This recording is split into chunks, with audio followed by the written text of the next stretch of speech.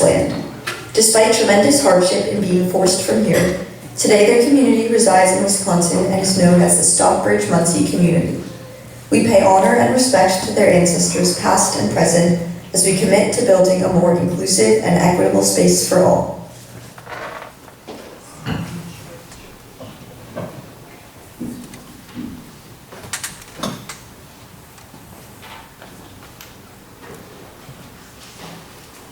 Hi everybody, before we begin, I have a couple brief announcements. If there's an emergency, which is very unlikely for there to be one, you can exit there or you can exit there. Don't exit via the windows because they're alarmed. And there will be a brief intermission just about halfway through. And if you happen to need to go to the bathroom at some other point, you can exit that way to the bathrooms, but just be mindful because that's our backstage and that's where actors will be. I think that's everything, so I hope you enjoy.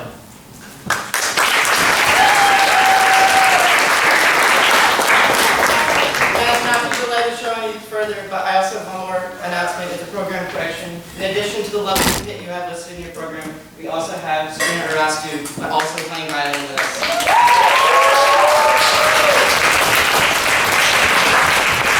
And now enjoy the show.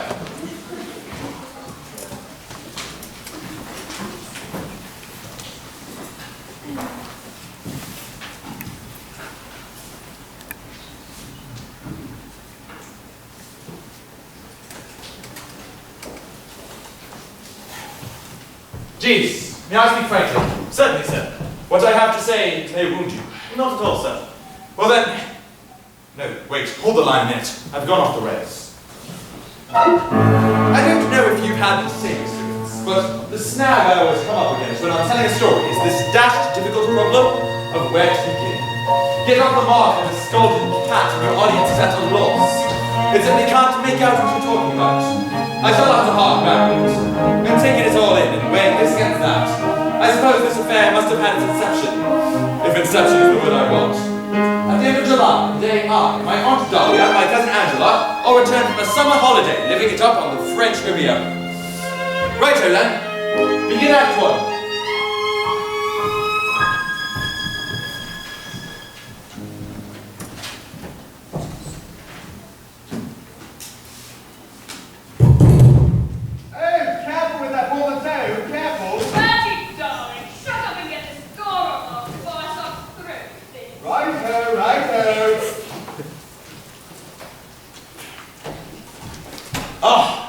Here we are.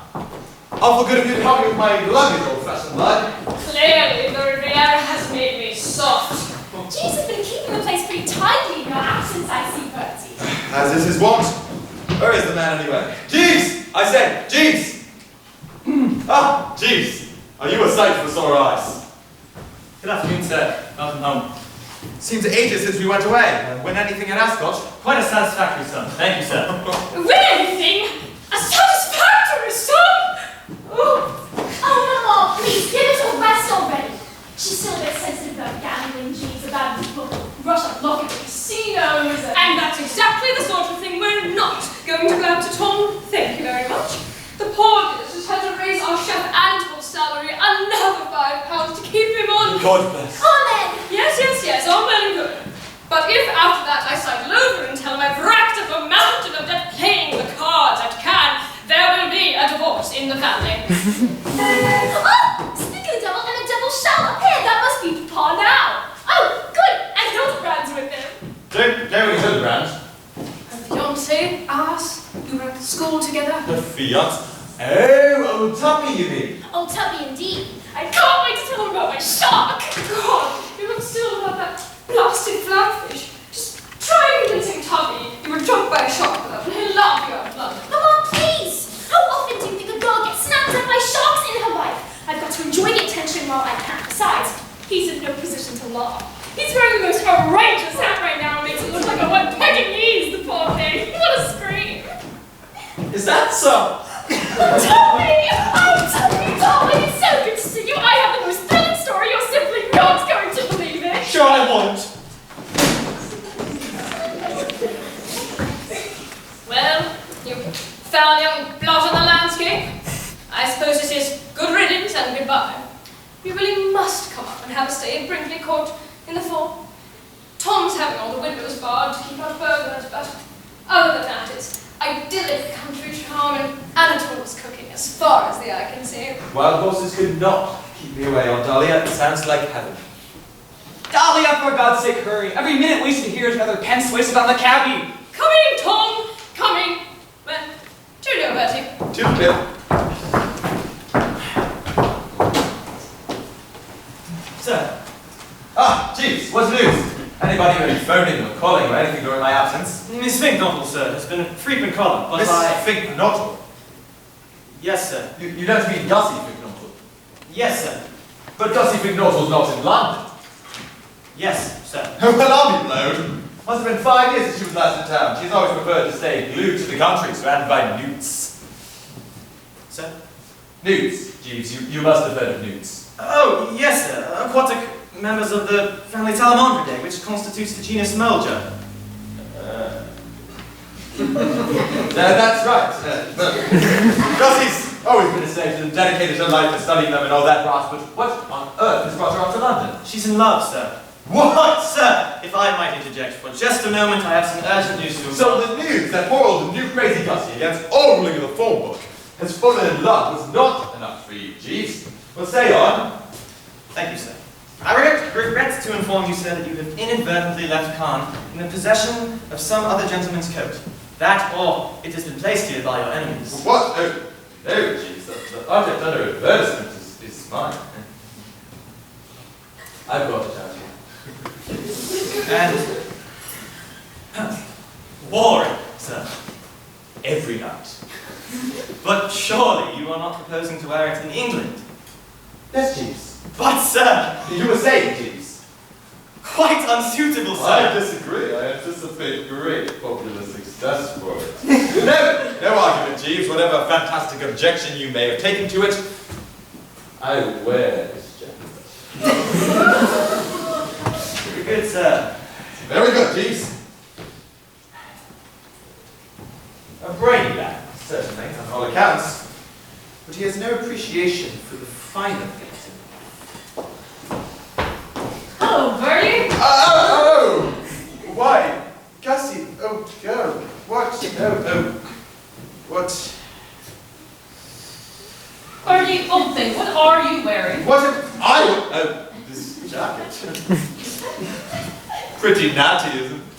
Bertie, and I'm surprised Jeeves hasn't made you throw it out yet. Oh, well, I hope he's working up to it. Jeeves does not dictate my attire, Gussie. I'm my own man. As you like, Bertie, whatever you say. Well, enough of this prattle. I haven't seen you for months, Gussie. Sit down, have a drink. You know I only drink orange juice. And besides, I can't stay long. I came to ask Jeeves how he thought I looked, and, well, how do you think I look? Oh. Well, you...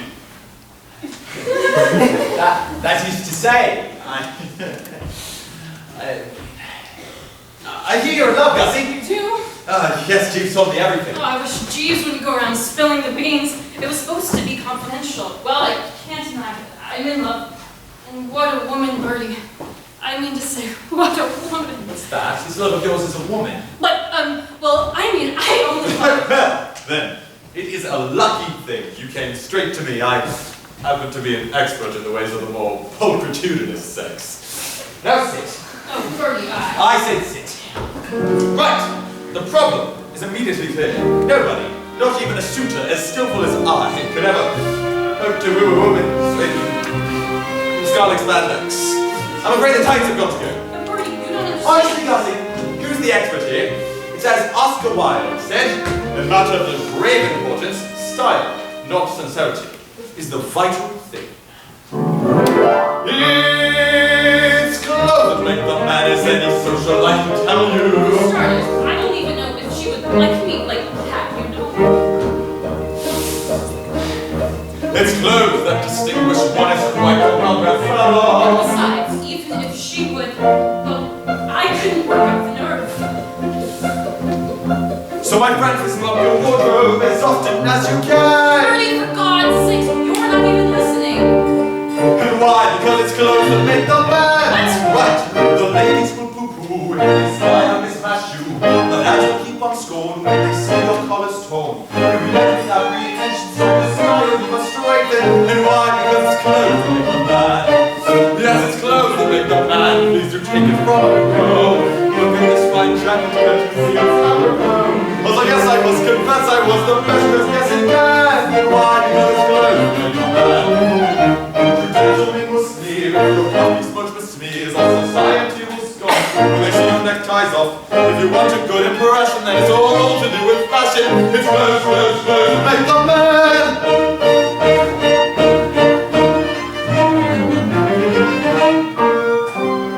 Sometimes I wonder what will become of me. How will I be remembered? What is my legacy?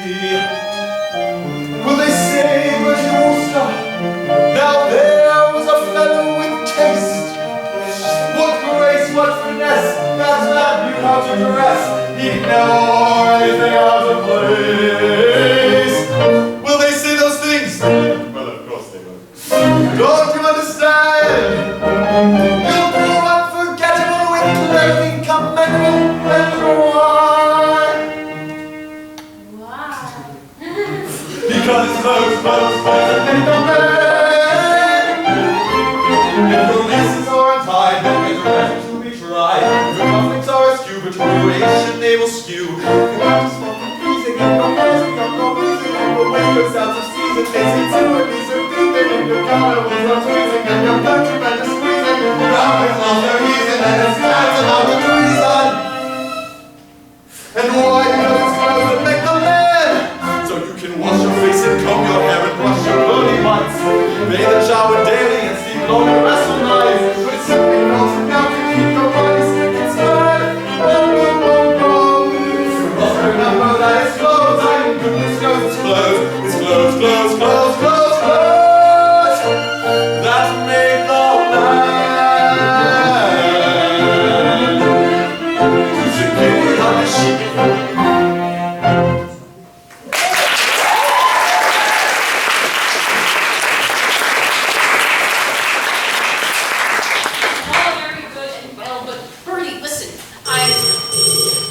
Miss Bassett on the phone for you, miss. Oh, God, it's her. It's so long.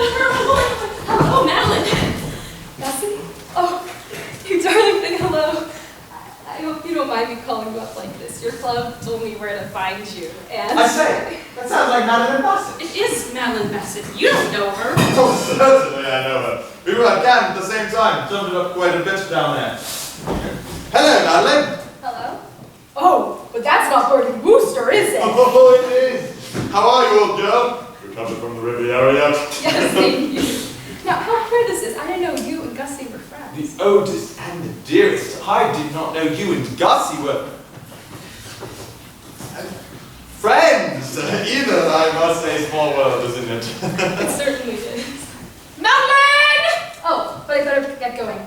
Bertie, be a doll and remind Gussie that she used to meet me at the Bassingers costume ball tonight, won't you? That's the Bassingers, 236 Kensington Gardens. Won't forget? Great, thank you, Bertie. Tom! Just Pip. Bassingers, Kensington, tonight. You won't forget. Yes, never mind all that. I've got it written down somewhere. But haven't you sound eager to see me? Oh, Gussie, old bean. Hope begins to dawn for you. I think you're just the sort Madeline would scoop up with relish. So why haven't you cashed it yet? What? You mean, well, that's easy for you to say. I've been talking to Jeeves about it, and he says I have a natural tendency to, well, what was it, Jeeves? Lest I dare not wait upon, I would, miss, like the poor cat in the adage. In other words, each time you endeavor to formulate a suggestion of romance, your courage fails you. What? Is that all? A minor obstacle, Gussie. And now that you have Bertram and Wilberforce and Wooster in your corner, let's just get you out of that preposterous motley. And we can... Thanks, old man. And thanks, Jeeves, of course, which is the real thing that matters. Jeeves! What has Jeeves been doing about it? That's what I've been trying to tell you. This costume ball use was his idea, and he Well, of said- all the ridiculous schemes. Is this true, Jeeves? Have you been telling Gussie to trudge around costume balls dressed as Mephistopheles? Yes, sir, but if you'll permit me to explain... It all comes down to the psychology of the individual getting inside their minds and find out what makes them tick. Once we've ascertained the problem, the solution's sure to follow, and you'll find that the problem can be fixed.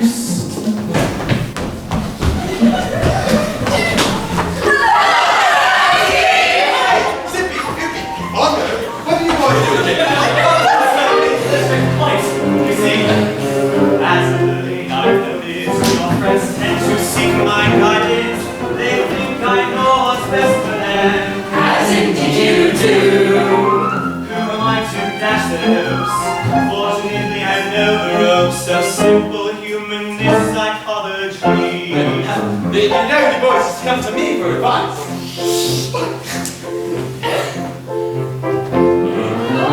It all comes down to the psychology of the individual. Get inside the mind and find out what makes them tick. Just so we got some and you'll find that the problem can be fixed. Take for example, sir, the case of your friend, Mississippi. He wanted to propose.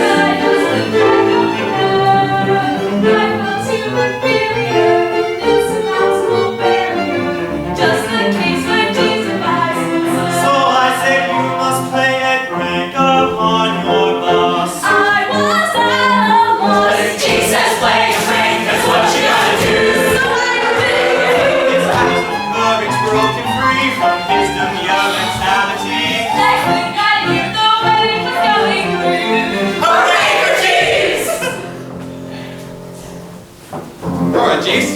Very well, you've explained old Sippy's done that most succinctly. Thank you, sir. However, old Sippy is not the one in the dock, Jeeves. Old Sippy has been happily married for several years, and I made you fail to see how he enters into the equation at all. Old Gussie is the one who festooned in scarlet tights and fought with unsuspecting populace.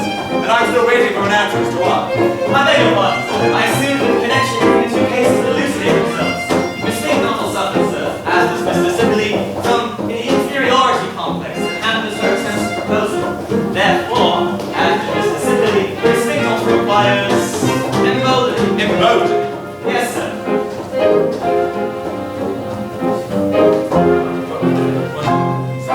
I believe often that it's close to make a man. One and receiver my voice support. As indeed do we. Those that have profound effects, like reading one upon objects, a simple principle as you shall see. For Miss McNaughtle, sir, dressed as she is, as Mephistopheles, is so strikingly large and free as the raising has her tides.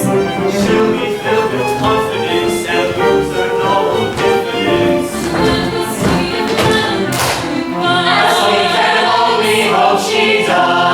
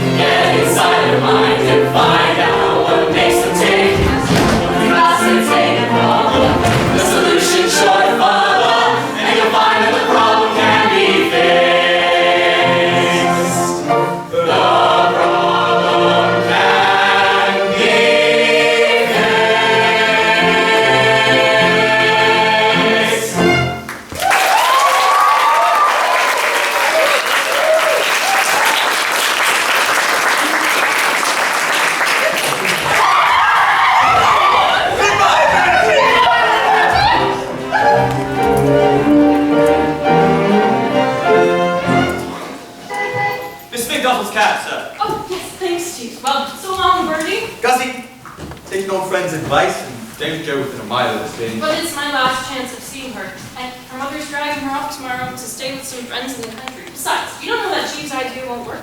Well, must be going. Cheerio! Cheerio. Poor soul. Jeeves, may I speak frankly? Certainly, sir. What I have to say may wound you. Not at all, sir. Well then, not to put too fine a point upon it, but of all the daft, dribbling ideas I've ever heard in my department, this is the most blithering and futile. It won't work. Not a chance. But, sir, All you have done is subject Gussie to the nameless horrors of a fancy dress ball for nothing. To be quite candid, Jeeves, I think you have a tendency on your part to become... What's the word? I could not say, sir. It's on the tip of my tongue. It begins with E and means being a jolly sight too clever. Elaborate, sir. Elaborate! That's the word, Jeeves, too. Elaborate. That is what you are frequently prone to become. Bradley mentions Bradley's today. London W1. Oh, dear. Yes, miss. I'm sorry to hear that, miss. Yes, miss. Most awkward, miss. Very good, miss. Good night, miss.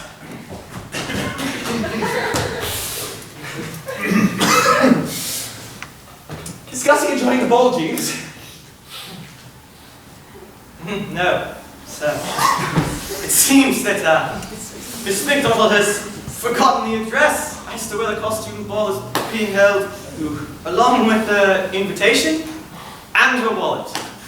Both of which are locked in her flat, the latchkey to which she has lost sometime over the course of the evening. Golly! How these dreamer types do live. With the end result being Jeeves? But she's going to miss the ball entirely, sir. Yes, but I did not anticipate. Oh, as I feared! This is just the sort of thing to which I was referring, Jeeves. Your methods are not simple, not straightforward. You cloud the issue with a load of fancy, superfluous stuff. So what I propose is this. From now on, leave this case to me. Sir? I can see that in the past you're as white as proof quite useful. I can see you've been a great help, more or less. But I find that nowadays you've lost touch with your ways. How sad to see my dear with tremendous distress. So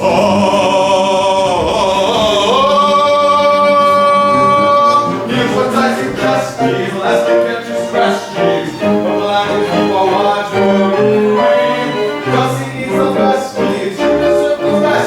Focus on your duty and leave the rest to me. But, sir, with all due respect, What? You think I can't handle it, Jeeves? those were not quite the words I had in mind, sir. Never mind the wording, Jeeves. You're wrong. I can handle it. More to the point. I will. Just listen to what I have to say. I don't mean to complain, Jeeves, but I also have praise, Jeeves. I'm sure, sir, by my fees, sir, this decision is too rash. I've got style, I've got gumption, and I'm sick of the assumption that you're the only one who can lash. What does that mean? Say all you like, it all comes down to the psychology of the inside. All the dash, Jeeves, But, sir, it's poppycock. No more words, it's absurd. You fouled up, so I'll rise up. This whole debacle is proof that your old hat. I think there's a look at this failure. Never made the more than pale. You're a good friend and no matter what I really think you're spent. You're a good for your vacation. It's a present, not vexation. It's a normal conversation. Don't spoil your life decisions. Let's leave it. Sir! I said leave it. Yes, sir. Just leave everything to you. As you say, sir, I will make some noise to my name.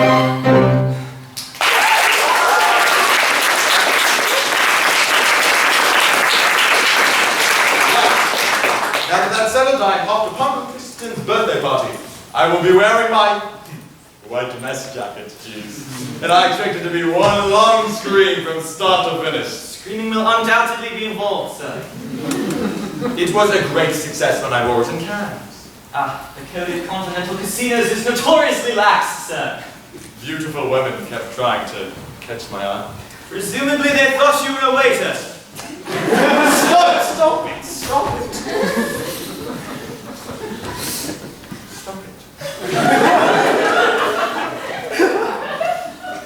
My hat, Jeeves.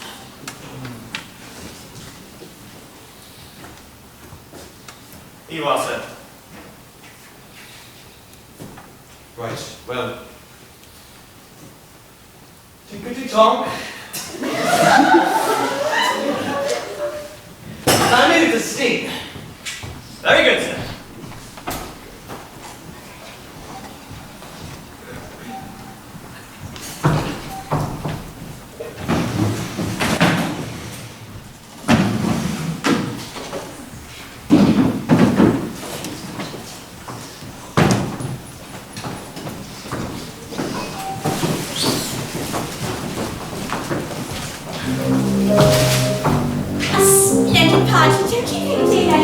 I'm finding it an unparalleled experience, Lady Passenger. Champagne flows like water when the passengers set up their banner. My husband may not be the sort of fellow one would care to go on a walking tour with, but I provide refreshment for man and beast. He has few equals. Quite. Oh, Raymond!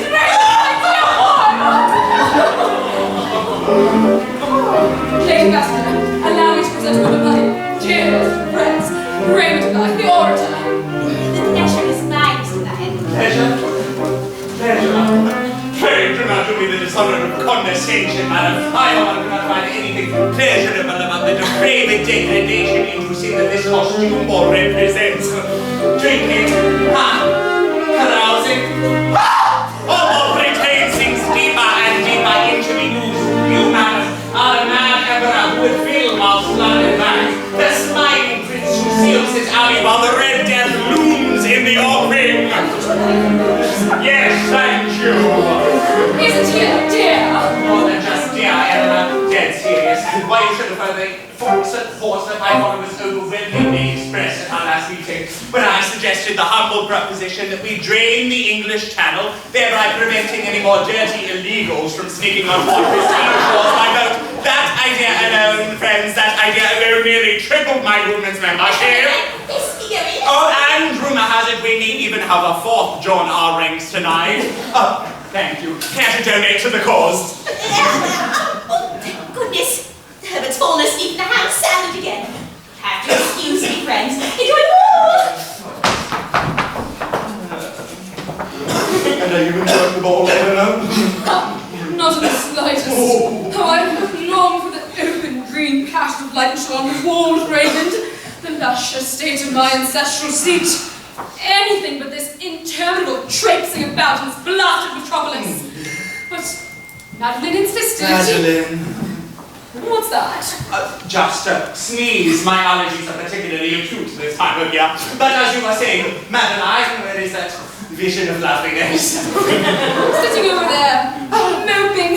No doubt waiting for this think not or blight of hers to show up. Think not of lighter. Do elucidate me. Oh, just some man she's been pining after. I haven't met him myself, but I feel quite certain he's bad news. Bad news, quite right. I can picture him now, Eleanor, a mewling, pitiful shrimp with all the wit and charm of a jellied eel. If I knew, I'd break the thing up at once. No need. But tomorrow with my friends in the country, well out of what's-his-name's grasp. And today, well, just look at her. Clearly the scoundrel has stood her up. Well, in that case, the opportunity presents itself. No, I must remain calm. It's going to be just as if she's going to make salt with your toys. Bashfully! It's late. She's going to swoop in. Experience unavoidable, but understandable detainment. Squeeze into her arms. Right now. Right?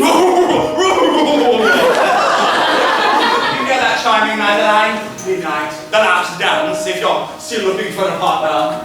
Last yes. She didn't come. Why did she come? She? No, I mean, sir, this Gussie of yours is a woman, is he? And you never thought that was mentioned? Madeline, for God's sake, I thought I told you. Not just any woman, Eleanor. Clearly, this is a woman who revels in tearing innocent girls' hearts to shreds, who takes a perverse delight in abandoning them at fancy thresholds, leaving them floundering in tears and regrets. Madeline, of course, is not to blame, but this gushy fake nottle is bad news through and through. Sounds like a worm. A smear.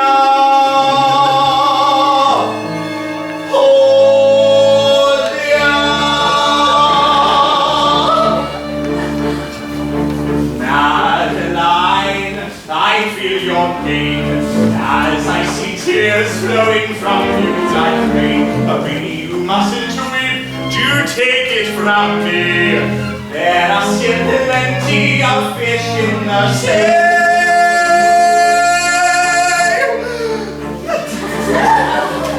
My child, I know your heart's been split in twain, but no girl, I swear, will ne'er harm you again. I'll protect you, I'll defend you from the world out there, and you won't have to fear, my dear, my dear, Oh, dear.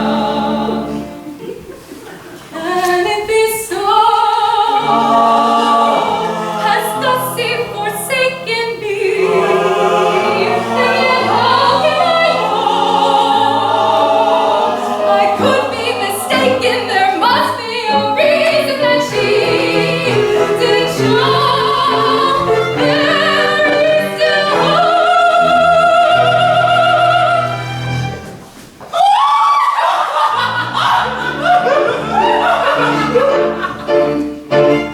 You're still naive.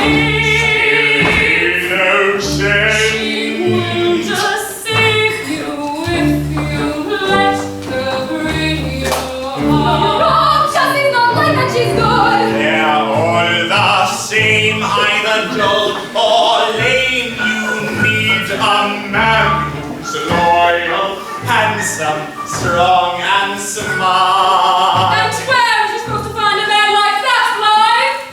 I have a few ideas.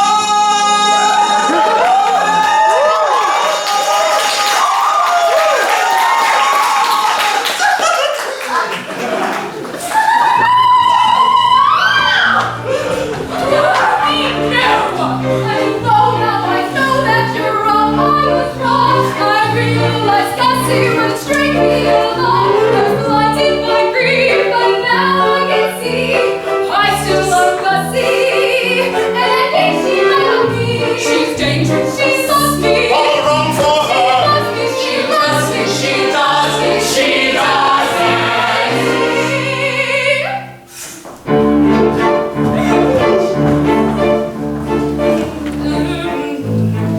Of you as you please, but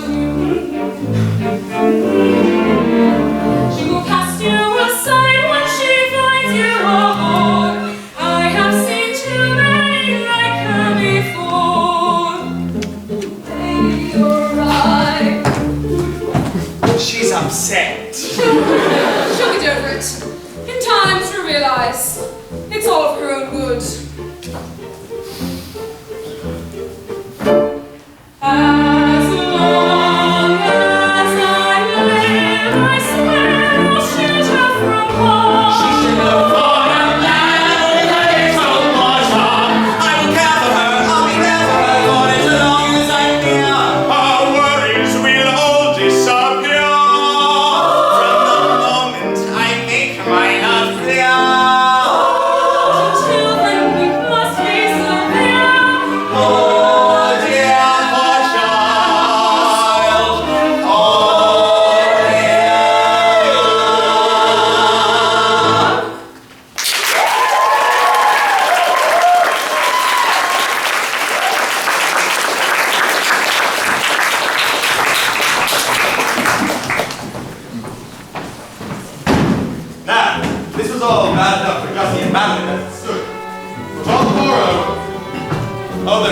telegrams started coming in. And then I really had problems of my own to contend with.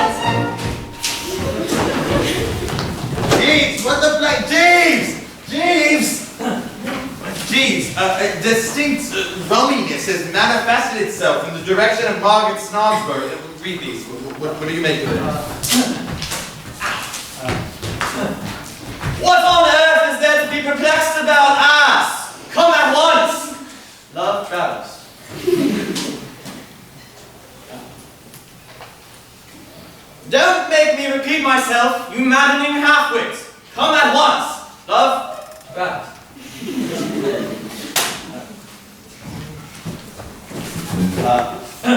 Do you think I am made of money and I can afford to send you telegrams every 10 minutes?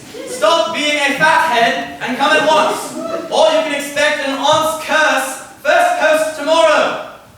Love, Travis. I believe, sir, that Mrs. Travers wishes you to come at once. I had the same interpretation. But why, Jeeves? She's just had nearly 2 months of me, and many people consider the medium dose for an adult 2 weeks. Yes, sir. I appreciate the point you raise. Well, I'm afraid I shall just have to disappoint her. I'll expect me tomorrow fortnight, or words to some effect. That is how to handle it, Aunt Jeeves. It only takes willpower, you know? As much as you say, sir.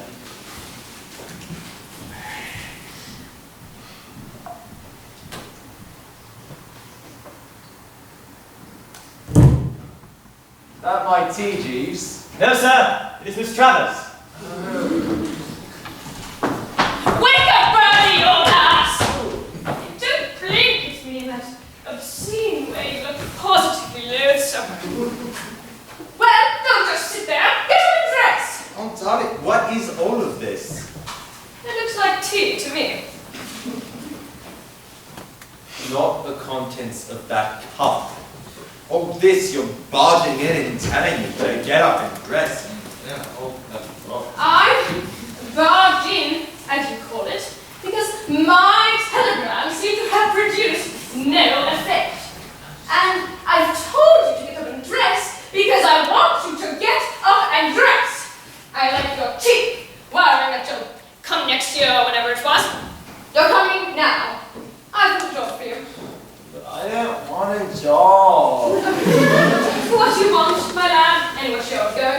are two very different things. Have you ever heard of Market Swansbury Grammar School? Never. It's a grammar school at Market Swansbury. I had divined as such. Well, how was I to know a mind like yours could grasp it so quickly? All right, then. I'm one of the school's governors, and they left the arrangement for the summer prize giving to me. This prize giving will take place on the 31st of the month. Clear? That's crystal. Oh, good. Because you're going to give away the prize. Me? You. The vicar was supposed to do it, but he strained a fetlock last Thursday and fell out the front. You're pulling my leg. I'm not pulling your leg. Nothing would induce me to touch your beastly leg. So you think I'm going to strew bally prizes at this school of yours? I do. Make a speech, I expect. Exactly. For God's sake, don't stop gargling now. This is serious. I was laughing. I'm glad to see you're in such merry spirits. The right of it, I won't do it. You will do it, young Bertie, or you will never darken my doors again. And you know what that means. No more random dinners for you. No, I say that's it. I thought that would rattle you. Great young pig. Really young pig. Have nothing to do with it. I merely have a healthy appreciation of the arts. I'm rather fond of them myself, but you won't get another bite if you refuse to do this simple, easy, pleasant task. So put that in your 12-inch cigarette holder and smoke it. But what's up? Well, you no doubt wish to begin your morning calisthenics. I shall give you a day to recover, and we expect you tomorrow at the latest. Ta!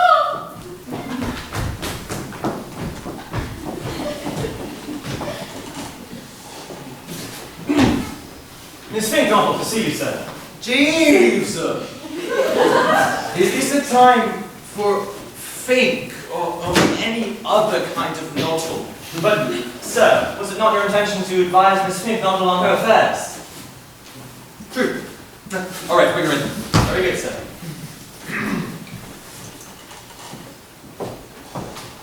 What's up, Gussie? Hello, Bertie. I hear you've really been through it, old girl. Thanks to Jeeves, of course. It wasn't Jeeves' fault. I forgot my money and my latch. And now you better forget Jeeves. Jeeves is off the case. What's the Bertie? Dash it. Jeeves is off the case. I am now in sole charge. But what can you do? That we shall see. Now listen. You say this girl is going to visit people in the country, yes? Well, in that case, you've got to go down there too. Elementary. Well, I can't plant myself in the lot of perfect strangers. Don't you go there? Of course not. I don't know anybody. All I know is that their name is Travers. What? What? Did you say Travis? Yes. Well. Gussie, as I saw from the start, I can fix everything. This afternoon, you go to Britain Court as an honored guest. You don't mean you know Travers? Oh, they are, my Aunt Dahlia. Golly! And now, Gussie, observe. Nothing elaborate, nothing far-fetched or bizarre. All I have to do is send a telegram. Telegram for Dahlia Travers. Bertie Bloss, this better be good, or so help me God. Telegram from London I know your dress, you contemptuous clod. Get on with it. Regret to say I'm unable to join you. Is that so? But I'm sending for a fake novel. There, Gussie, you're all set. Oh, Bertie, I don't know how to think. Oh, pish, don't mention it. And happy travels.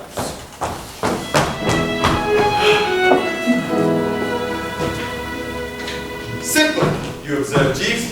Nothing extravagant, just nature's remedy. Indeed, sir.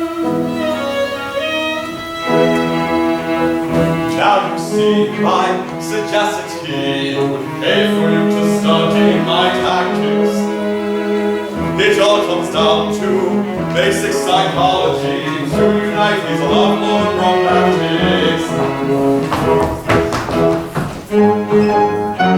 I've been trying to determine if strangling a nephew, who is also a moron, counts as murder. If not, you better outburst took me quite aback. As far as I knew, I'd done nothing to Did you know what her. I'm talking about? Sending that blasted springboard in your place. But my dear darling, Considering your behavior to be cowardly and was rude, it the best choice to make us? I really think you must be off your head. When it comes to good old-fashioned She may moraine, be an orator, but how did you persuade her there is no occasion out of her to reach. come here in your stead? Cause you'll be more eloquent than I suppose it would be I nice not to have to see your was. face. She's got a scintillating wit. She would make a genuine sensation. Something in what you say. Damn alright, I'll leave you out of Get it. me out of it. By the way, Angela and Tuppy split. What?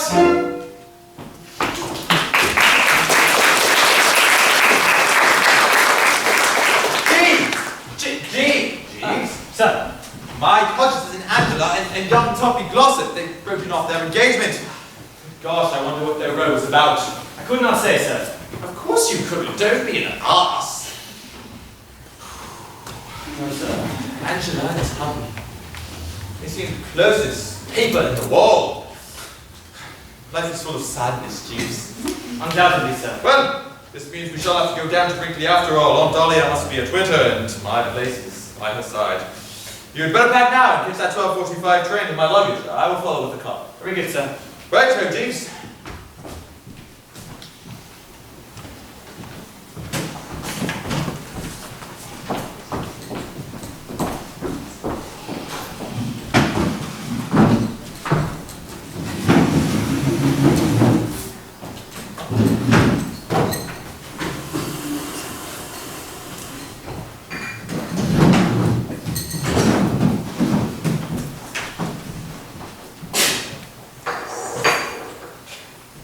Batten down the hatches! Oh, don't tell me they started bickering again. I'll start it as if they ever stopped. Honestly, Angela, will you lay off the shark business? I expect it was only a floating log. Oh, you and your lungs, Tuppy! I tell you that they jumped up and snapped at me! God help us. Probably a flatfish then. Perfectly harmless. Oh, it was bad, man. It was a shark that attacked us, wasn't it? A real live shark and a log or a flatfish or whatever this royal twit insists upon stating. Oh, twit! Twit am I? Well, let me tell you something else, Angela. No! You're an arsehole fool and idiot, and you haven't the slightest idea what you're talking about. Not to mention, you're getting fat. Fat? You take that back. They want to break up. Fine. Let them never see each other again for all I care. But all this arguing, all this incessant bickering, it's too much for me to bear. If I not leave a curse, you said I'm getting fatter, starving platter after platter. Well, seems to me my chicken ain't all better than I had. So listen here, you frightful pill. I'll eat until I've had my fill. And as for love, it simply doesn't matter. You say when I was powder, I can't get to my water. Or can't you suck my darling tub, and I might still tell better. So listen here, you extra since this nonsense is just evidence. True about the other highest order. Twit! Bit! Snake! Skunk! Claw! Cat! You You hear? hear? Oh, I was just knocked down. Oh, life is hell. Here, I know it to make you feel better, love.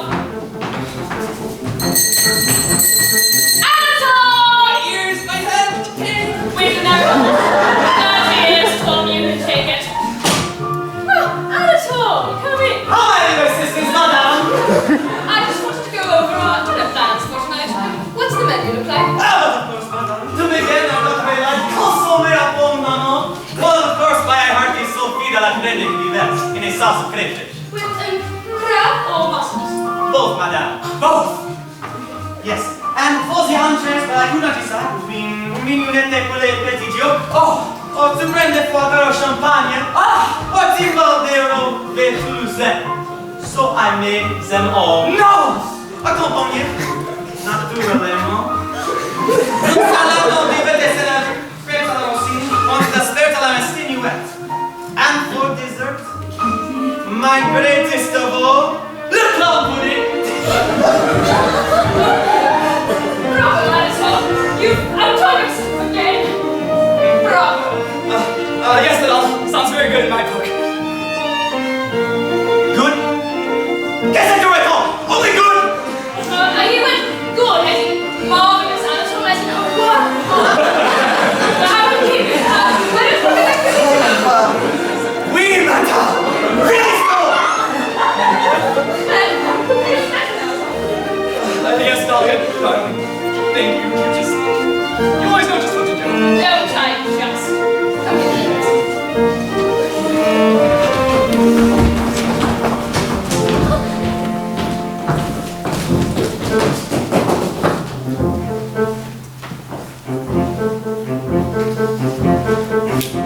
You said that my new hat made me look like a Pekingese.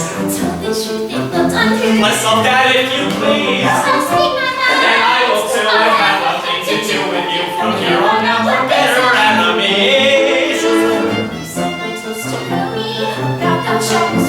Cut with this argument. There's nothing but baloney. It was a lie, that much is clear. Something else is clear, my dear. Best call off the wedding ceremony. Pest! Pig! Beast! Brute! Dolt! Dolt! Stunt!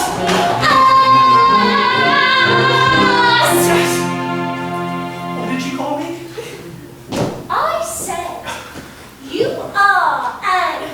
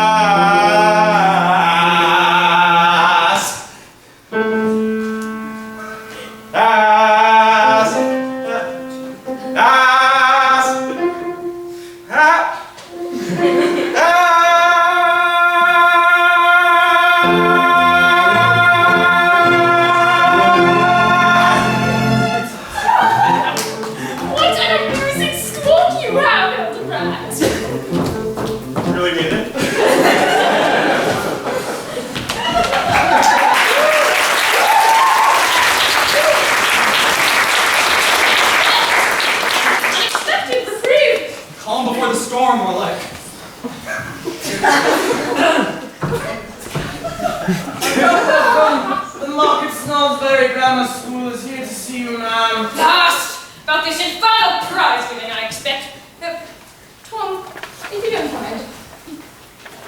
Yes, of course. I'll see you, dearest. Right. Send him in, settings, and then find Spitball and tell him to come here too. That'd be good, ma'am. Excuse me. Good afternoon, Governor Truffles. Good afternoon, and hello. I hope Nancy finds you well. Well enough. You're here to see Spinkbottle, aren't you? I was under the impression her name was... Very good, quite right. Let's not break up an old friendship over trifles now, shall we? Oh, and here she is now. What ho? Miss Spinknovel, what a pleasure. I understand that you are the one who will be distributing prizes at our humble primary school tomorrow. What? Modest. Very good. Of course, miss, we have full confidence in your abilities, but with this being such an impotent ceremony for the school, we would desire some evidence of your capabilities before we can prohibit you to perform on our stage. And what's that? We want to hear a little sample of your speech, dear. What? But he did tell you about the speech, didn't he? Yes, a little sample, sample. A simple sample to prove to us your auditory prowess. Yes, hear that up, your oratory prowess. proud, my oratory prowess. Yes, okay, speech. What do I say? How the dickens should I know? Whatever pops into your head. Oh, okay. Right. Speech. I live alone in the country, just me and my boots. There are tanks in my room, and sometimes at night I'll get up to get a glass of water, and I'll run into the new tank, and I'll, hang on. Dear Eleanor Bassett, I'm her daughter, Miss Madeline.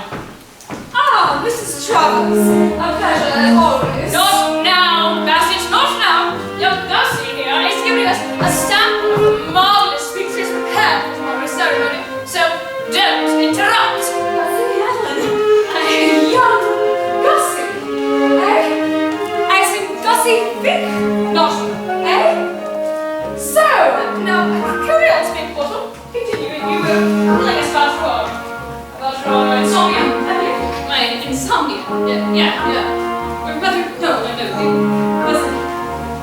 it's really more of a, it's like this. See, 5 o'clock in the morning, and I haven't slept a wink. I just lie awake, dreaming of love, and my heart begins to ache.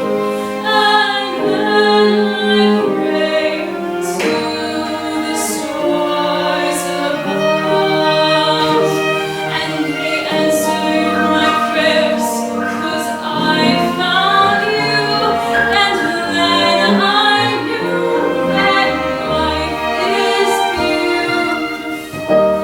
It's you made it beautiful. Yes,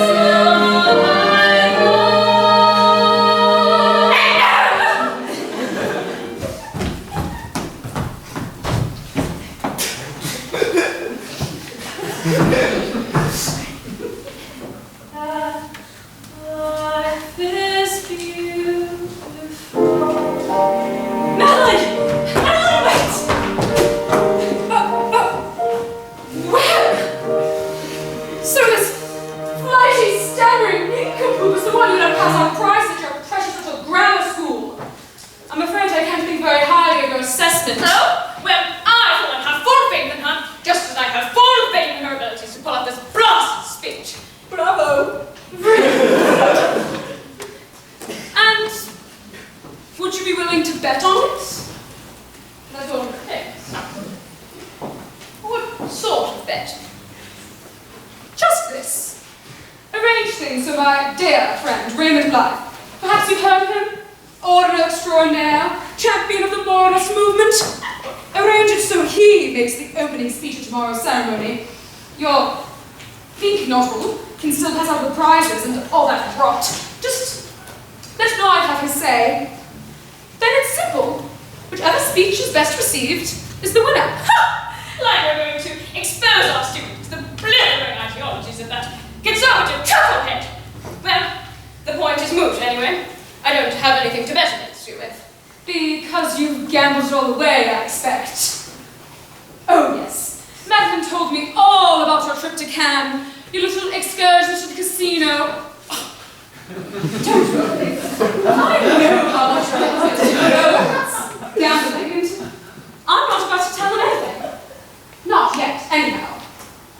Now, here's what I propose. If Think Noddle makes the better speech, I personally will settle all your gambling debts. A clean slate, doesn't that sound nice? Mrs. Travers, I must say this is highly irregular. And a sizable donation to the school comes included, I can assure you. How soon can he be here? And if God makes the better speech, I want that. What?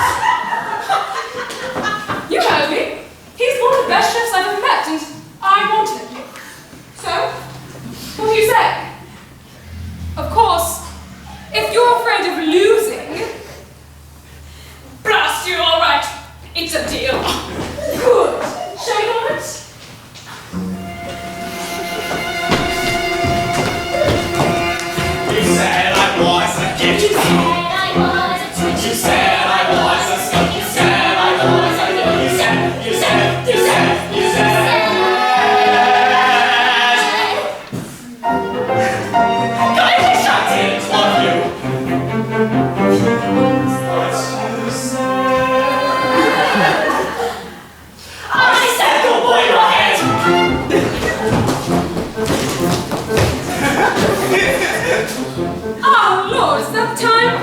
we must be off. Tom wants to bring me his collection of custard pots before dinner. Good afternoon, friends. So, let me go into Governor Travis. Was to issue a formal invitation to this new film. Now, Tom has told me the Swiss Army is quite a company. We'll win. That will be all. Yes, brother. Christ on a cracker! Could this week be any worse?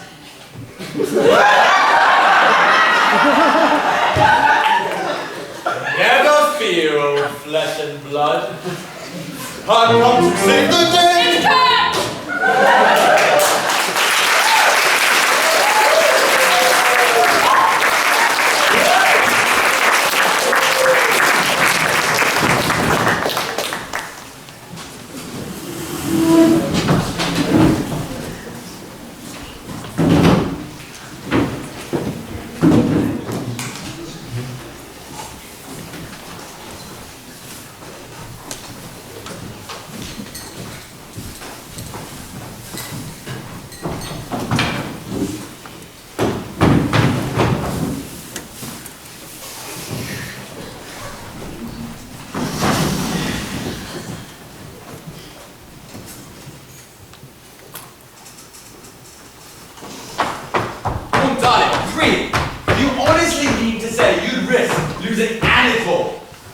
Gift to the gastric juices. Just for a chance at paying off your gambling debts. You weren't with me in that casino pestilence. You wouldn't understand. But I still don't see why Uncle Tom can't settle them for you. He loves you more than he hates gambling, so... Yes. I suppose I could ask Tom. It might work. All the same. Ah, you see? Already I have solved it all, so it's a good thing I came. I know you needed me. Yes, rather, not you, but Jeeves. Jeeves! Gesundheit. I was not sneezing, I was saying Jeeves! And well you may. What a man! He'll know how to fix things. He'll know what to do. On the contrary, Aunt Dahlia, I'm sorry to say that Jeeves has lost his grip completely. Have you and he had row? Oh? You might describe it as a passing coolness. Well, it doesn't matter. You're talking piffle for poor fish. Jeeves lost his grip. Absurd. You'd better let me see what I can accomplish, Aunt Dahlia. At the present, I am off to go looking on Madeline and see if the rooster charm cannot win her over on Gussie's behalf. And maybe then you realize Jeeves isn't the only fellow around here with a brain. Bertie, you abysmal chump! Fine. Keep on playing Cupid if you really must.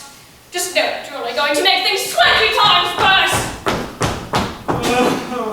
Hey, Slappy, old man, how are you, old man? Oh, hello, Bertie. You've heard of this business of mine, I suppose? Me and Angela? I have indeed, old man. We've bust up. I know, because you went and insulted her shark, I understand. I was frank and candid about her shark. That is all.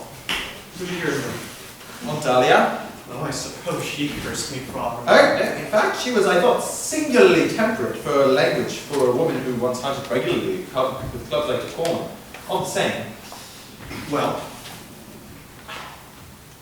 I was only going to say it seems a pity the frail craft of love should come a stinker like this when a few manly words of you aren't suggesting I should climb down. I wouldn't dream of climbing down. You love her, don't you? I'm not saying I don't love this little blighter. I love her passionately. But that doesn't alter the fact that what she needs most in this world is a swift kick in the pants. Tuppy, old man! Oh, it's no good saying Tuppy, old man. It is too late. Remarks have been passed about my tummy that are impossible to overlook. But Tuppy, be fair. You said... I know what I said! That was not vulgar abuse, that was sound, constrictive criticism. With no motive behind it, but selfless altruism. But Tuppy... There's no more words, Bertie. From this point onwards, Angela Travers is dead to me! Tuppy! I understand this, but if you'll permit me to explain... I say... So, you didn't mean to stand me up like that? She She was delayed, miss, by circumstances entirely out of her control. Oh, but maybe there really is hope for us. Aha! Hey, what just do you think you're doing, Jeeves? Miss Bassett and I were just taking in the delights of the garden, sir. Really? Well, now you've taken them in, isn't it about time you got back to your household duties, polishing the scullery and ship-shapening the parlor and all that? Very good, sir. Good evening, Miss Bassett. Yes. And now, the psychologist at work. What ho, Madeline? Hello, Bertie. Lovely evening. Yes, lovely, isn't it? Lovely. Reminds me of Cannes. How lovely those evenings were. Lovely. Lovely. Lovely. Thus concludes the weather report for the French Riviera. So, Madeline, I've been meaning to speak with you. It's a little hard to explain. I have this friend, you understand. Oh, Bertie! Look how beautiful the garden is in this light. Don't you agree? Back to this friend of mine.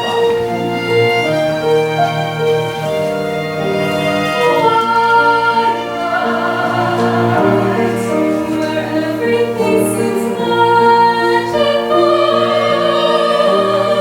just you and me and night, a brief but wondrous serenity over all the worries of the world.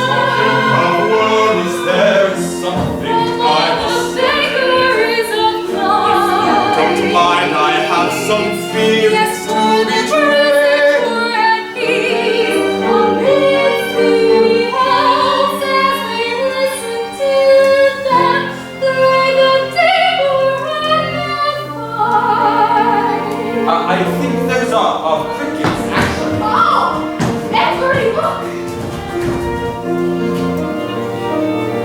The sunset lingers while the stars are peeping through the landscape lingers as it slowly fades from view. The air is solemn and so passionately still that the heart seems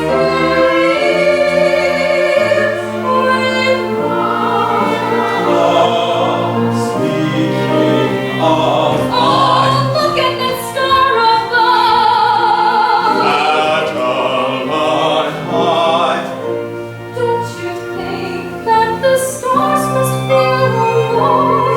How tragic it must be! I don't see that. But speaking of, there's someone else that feels alone. They confided this to me. They are infatuated with your beauty, enamored by your grace, enraptured by your eyes. But they can't say it to your face. They are afraid. But they're in love. In love with you. In love with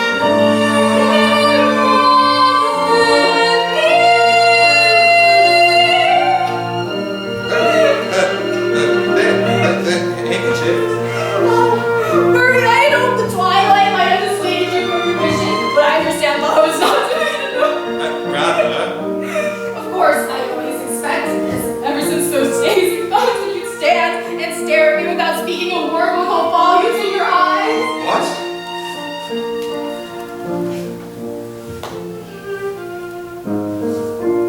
What do you mean? Actually,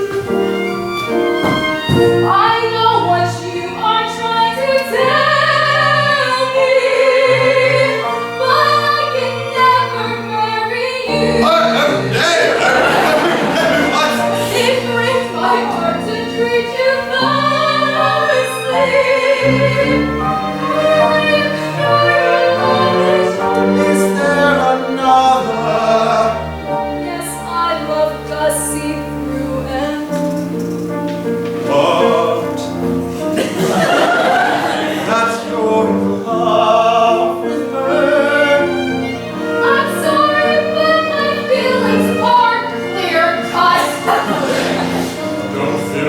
that my love was, let's say, unsure. What you feel from her, that's pure. You should pursue it with all haste.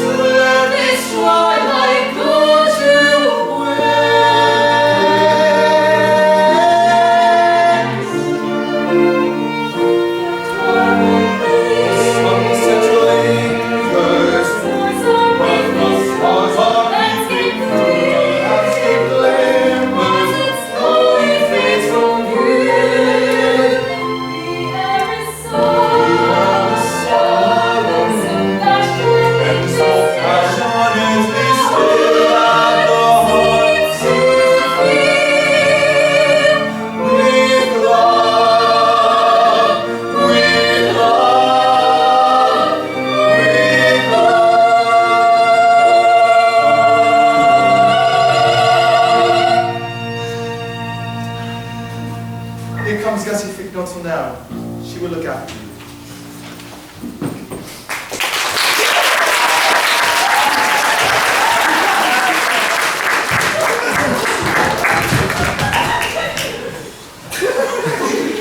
A beautiful evening, isn't it, Gussie?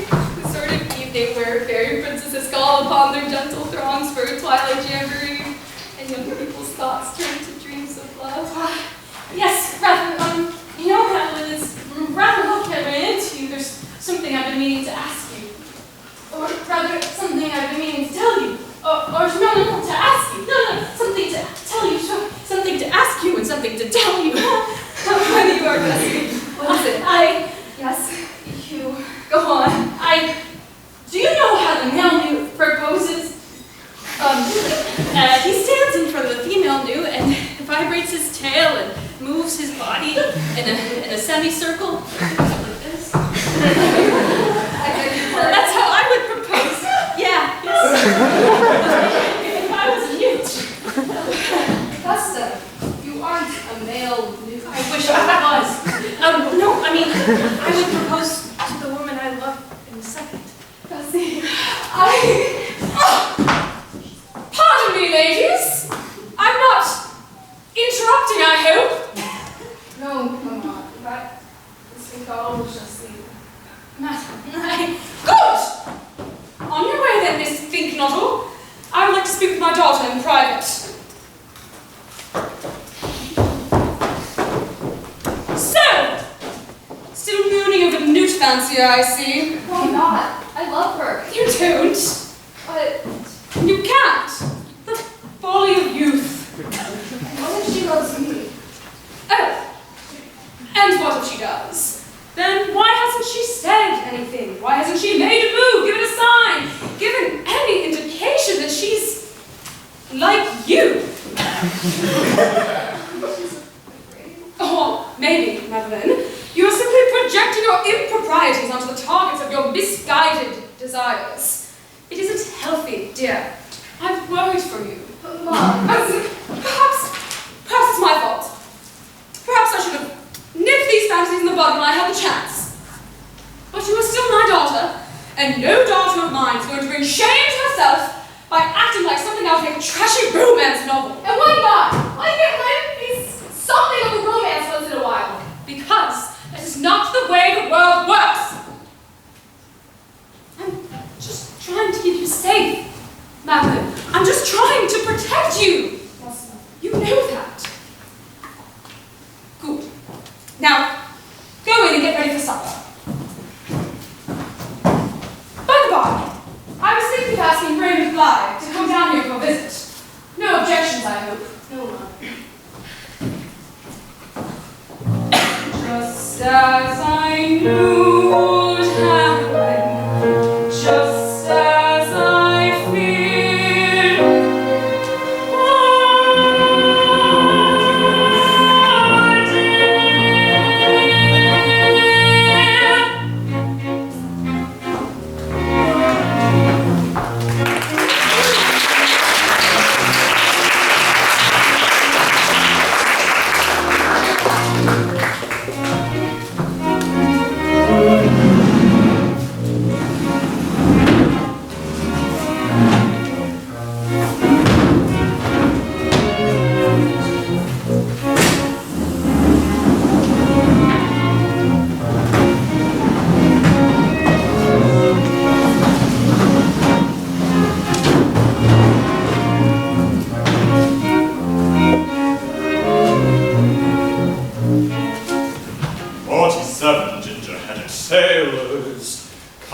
Oh, good evening, Jeeves. Good evening, sir. I've been looking for you, Jeeves. I couldn't help but notice you laid out this grey thing for me, when what you should have laid out was my nice white mask jacket with the brass button. I regret to say, sir, that I inadvertently omitted to pack the garment to which you refer. I know you did, Jeeves, but I didn't. It's right here.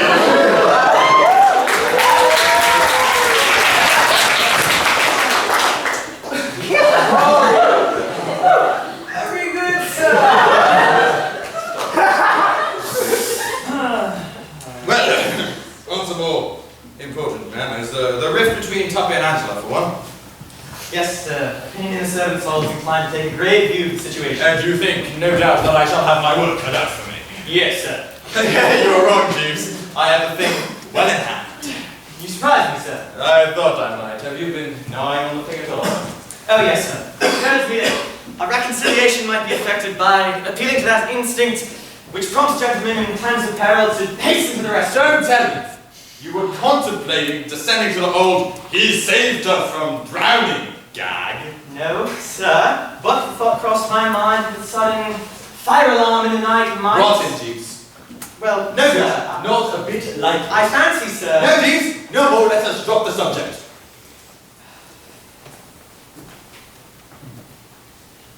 A bit elaborate. Your old failing. You can see it's a bit elaborate. Possibly it might be open to that criticism, sir, but faute de mieux... I don't get you, Jeeves. But faute de mieux, sir, French expression. I understand Better. perfectly better what faute de mieux means, Jeeves. What caused my bewilderment is that you should be employing the expression, knowing fully well there is no bloody faute de mieux about it. Didn't I tell you I had the thing well in hand? Indeed, I sir. want anything better. Forsooth, I'll have you know, Jeeves, that my schemes always succeed because they are rooted in human nature.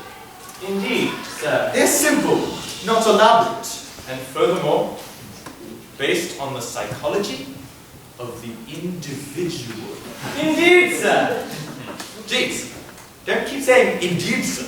No doubt, nothing is further from your mind than to convey such a suggestion, but you have a way of stressing the in, and then coming down with a thud on the D, which makes it virtually tantamount to, oh yeah, correct this, Jeeves.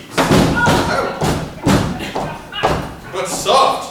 Unless I'm mistaken, here come my clients now. We want privacy, Jeeves. Indeed. Yes, sir. Hello, eyesore. What are you made up as? You do not appreciate. I do not. You did a can. Well, this isn't can. But dash it! Never mind. You want to give my butler a laugh? What does it matter? What does anything matter now? Chin up on Dahlia. Chin up, be just. I'm just speaking to Tom. Telling him. Listening to him. He's just had a demand from the income tax people for an additional £58. And now, all he can talk about is rude and the cynical dread of social legislation and what will become of us all. And you expect me to go and mooch off the man? It's no good. Tut. What did you say? I said, tut. Say it again and I'll biff you where you stand.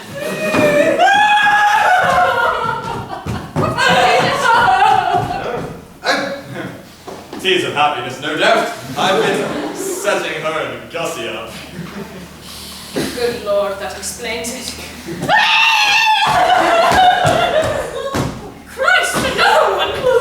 Oh, Bertie, I wish I was a newt. I wish she was a newt. I wish the world was a newt. Didn't it go off all right, old girl? No, of course it didn't go off all right. The moment came and I clammed up and I started babbling about new mating rituals and then her mother came by and then the moment passed. Newt what's? I don't know why I'm surprised. This Newt lovely Lester has given her right over to this wretched little reptiles. Actually, newts are amphibious creatures. Oh, pass on! Yes.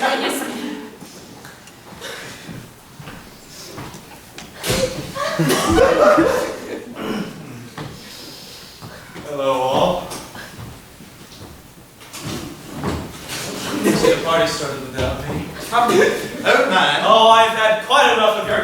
old man's birdie. Good God, there is at least 10 other words in the English dictionary. Try using them sometime. I only mean to say, Toppy, oh man, you really shouldn't be drinking so much. Oh, why not? She wouldn't care. She doesn't give a damn what I drink. I could smell rat poison and she wouldn't bat an eye just as long as I was watching my waistline. Watching your waist, love. As long as I swear off food, Swear off food. starve myself down to a toothpick. Starve yourself! That's it! Honestly, Bertie, can't you lay off this parrot act? When I said use more words, I didn't say you should go about pinching mine. No, listen! I've got a plan!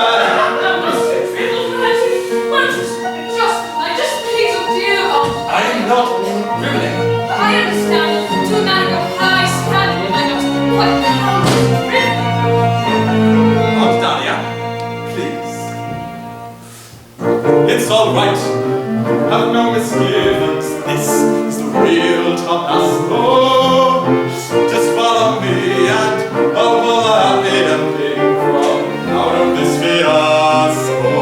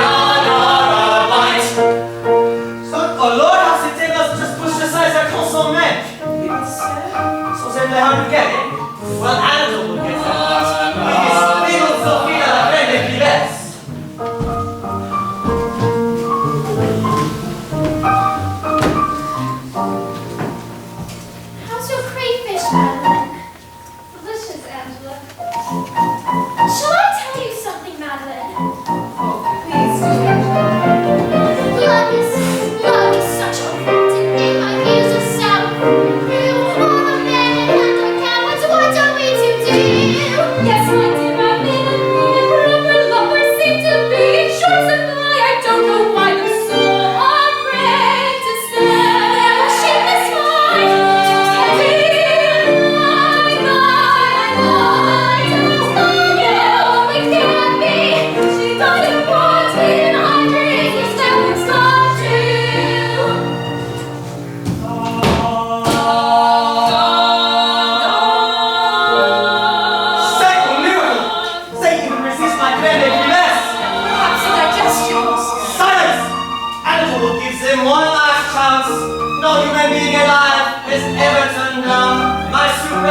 our girl shall find now.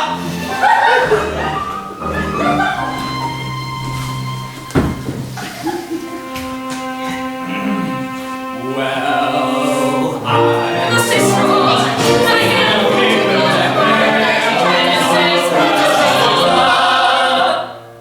yes, too much of time is going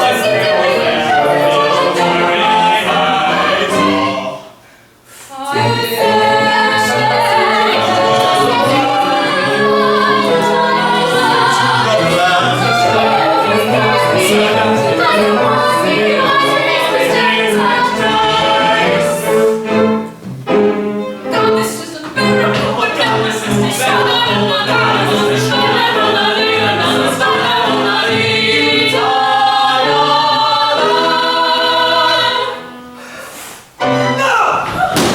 Yes, they came too far now! So you listening? Practical joke on Anatole, eh? You think it is a laugh to send back mine that are untouched, eh? Well, Anatole can laugh too. And in the words of the so-called poet Shakespeare, if you wrong us, shall we not revenge? Madam Travers, I please. Bert, you ass! I've done it all! And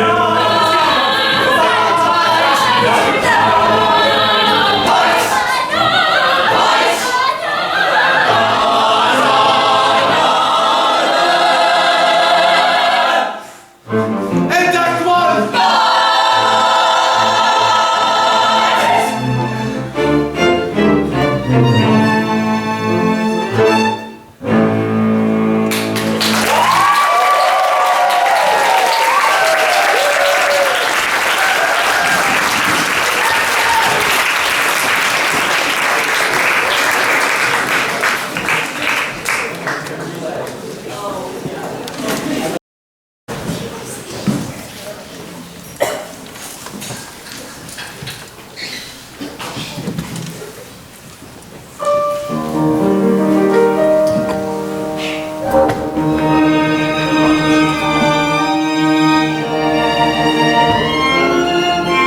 It had become evidently clear, even to myself, that my first foray into the role of advisor had struck, well, something of a rocky patch.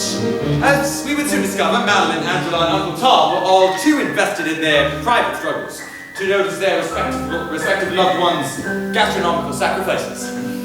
And to top it all off, Anatole comes to the conclusion that his diner's negligence was a calculated insult, I decided to leave a notice. That night I stayed awake thinking tirelessly, only to find myself destitute of constructive ideas, and scarcely aware that downstairs another disaster was about to unfold. Begin Act 2.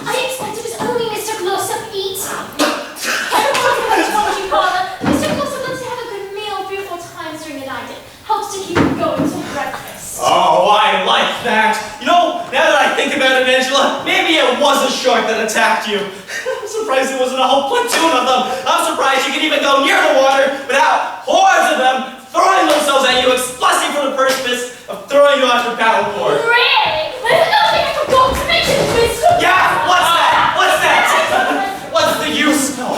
Why do I even bother trying? Anatole got for my life. Enough, Dahlia. What in the valley blazes possessed you shoving off your dinner like that? What did you expect a sensitive, temperamental French chef like Anatole to do? Ruin him. Talk! Mrs. Travers. Not now, speak butter. Sorry. No, I'm sorry. I happen to be a little on edge right now. What is it? Well, have you ever made a speech before? Dozens of times, nothing to it. Oh, well, maybe it'll be alright. Perhaps I'm just letting the whole thing prey on my mind too much, but still,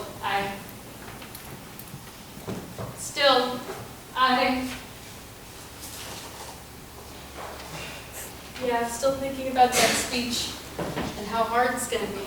With dollars and dollars. I feel like we should be expecting Dame Eleanor. I don't know where she is. I'm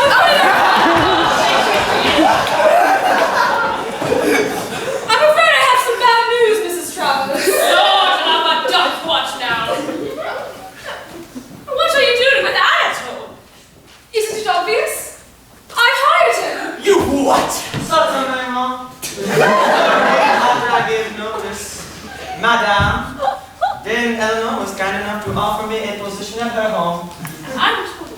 No, please don't leave. I'll double your salary. Dame Eleanor has tripled it, Madame. Hell's bells. And I suppose this means our bet. Bet? What bet? Oh, just a little wager we had in today's speech. I offered to settle her gambling debts and... Her what? You brazen hussy! And she offered to give me Anatole. But, yes, of course, that's now all off. Now, Anatole. No. Je suis hors de moi. Use Anatole as a bartering chip, as a good to be traded around like a piece of halibut. Mais ce va pas, the cheek of it. And if you think Anatole is going to work for either of you after this, you are sorely mistaken. But, that's that. No, that's not that. You still have something I want. At least, think not of us. Oh, please don't rope me in. Shut up and listen, you bastard of depravity. I know all too well your love of my daughter, and of your patron saint Travers wins our wager. Not only will I pay off her debts, but I'll get out of your way. But if I win, you swear on your soul to stay away from her forever. I don't know if you know this part.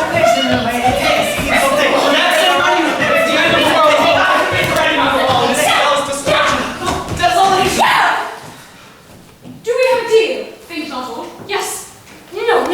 I don't know. Hold hard! What's that? An old hunting term. It means to shut your gob and listen. Listen. While I reminisce. In my youth, of the hunts I would go on, with clubs that perpetually or corn, to the field of sport we'd be summoned by the sound of the bugler's horn. We'd leap aboard our horses and go racing up over the fen, but always to the last the lads were perfect gentlemen. Now I'm stuck here with you lot, whose stupidities were amazed. Since days of the horn and Pitchley, how I long for those days. In my days of the horn and Pitchley, hunting clubs of the highest esteem, though we fought for the fox by the end of the day, we all knew we were on the same team. And were we ever to ignore, we knew that it wouldn't last. We were closer than siblings and young families. We just backed with a shrug and a laugh. Some stays with the corn and Pitchley.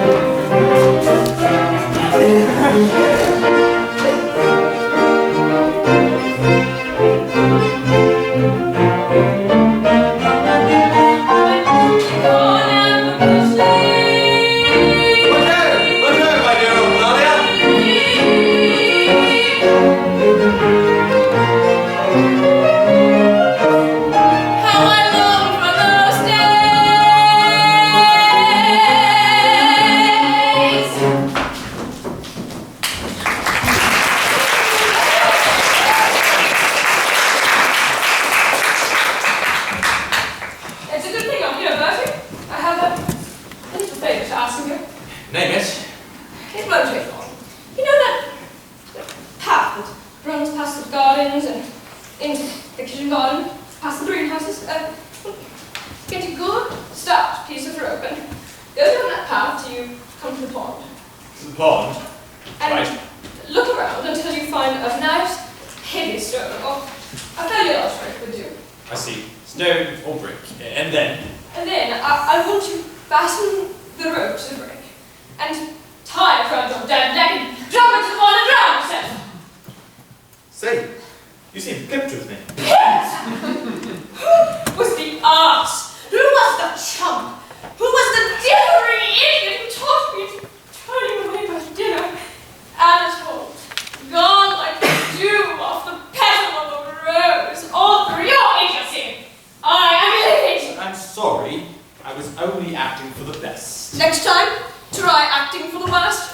Maybe then we'll escape with a mere flesh wound. No, I figured it out. Oh, now what's the matter? I just put it together. Listen, up until she went to Cannes, Angela loved me. You can see that, surely. And as soon as she came back, we had our big blowout over nothing. Conclusion? It was just a pretext. She wanted to get rid of me and grabbed at the first excuse. No, what would you want to get rid of you for? I'll tell you. She's fallen in love with somebody else. Some foul blister she met at Cannes. No! Oh, don't keep saying no. She must have done. And if I find this slimy, slippery snake in the grass, you'd better make arrangements at its favorite funeral home, because without delay, I am willing to be very rough with him. I'm going to take him by his beastly neck, shake them till he frosts, pull him inside out, and make him swallow himself. How pushy. Oh, what? I meant to say touch puppy. You're totally thinking logically about this.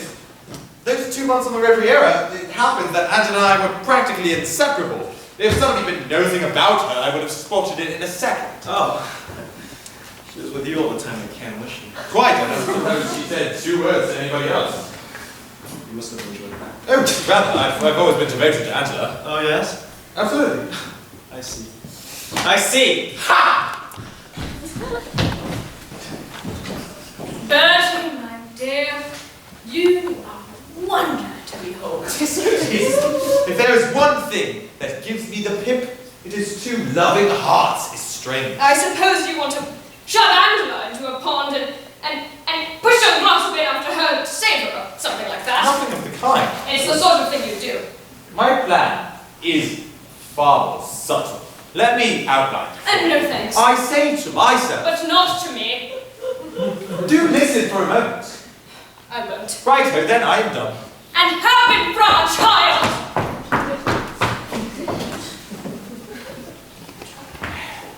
I suppose you're mad at me too, Gussie.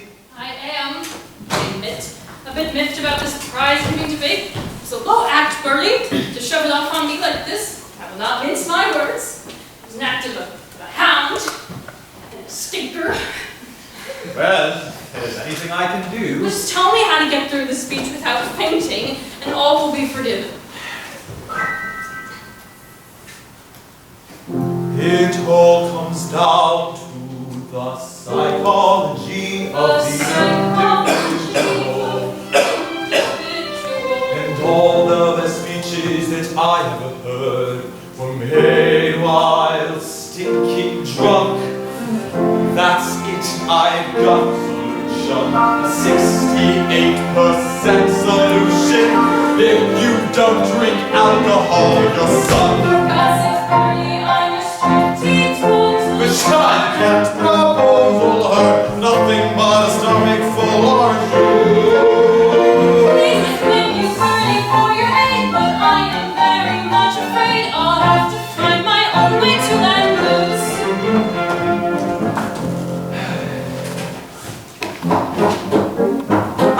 Jeeves, just the man I wanted. What are you doing with that jacket, Jeeves? I was merely taken to be ironed, sir. There's a wrinkle on the left sleeve. I see. In fact, I approve, Jeeves. This shows the right spirit. But we have more pressing matters to attend to.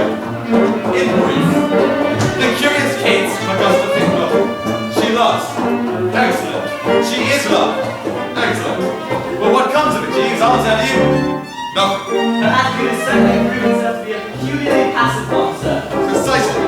Drastic measures must be taken, Jeeves. Only drastic measures, promptly applied, can find this poor pusillanimous food with the proper path. And that is why I propose to Snifter would restore her vim and vigor. But so she doesn't take to drink. Yes, that's what she said too. Nevertheless, the thought is sound, and if we can't change her mind around, then by God, it's down to me and you. And me, sir. If the solution is she must imbibe, and the problem is she won't, to give it more kill, we'll mix it with her favorite drink. Some orange juice with a whiskey twist, I think nobody could resist. I'm willing to work so what you said, I think. You see, Jeeves, if you have a question, I've got an answer, no matter the situation. What's good is your answer? And why? Because I know that it all comes down to the psychology of the individual. Hey, get inside your mind and find out what makes it tick. Wasn't ascertain the problem, the solution's sure to follow, and you'll find that the problem can be fixed. The problem can be fixed.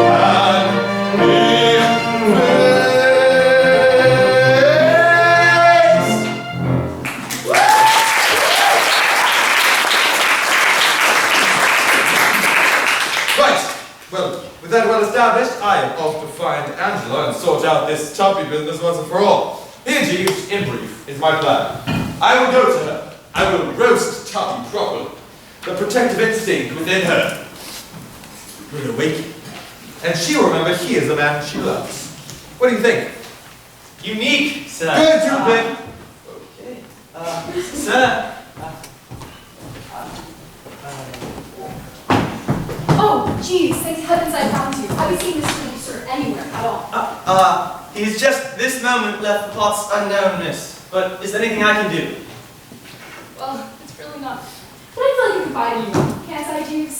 The problem is Mr. Blythe is coming. Mother just invited him down, and perhaps I'm being silly, but Not in the slightest, the miss. mother wants me to marry Mr. Blythe.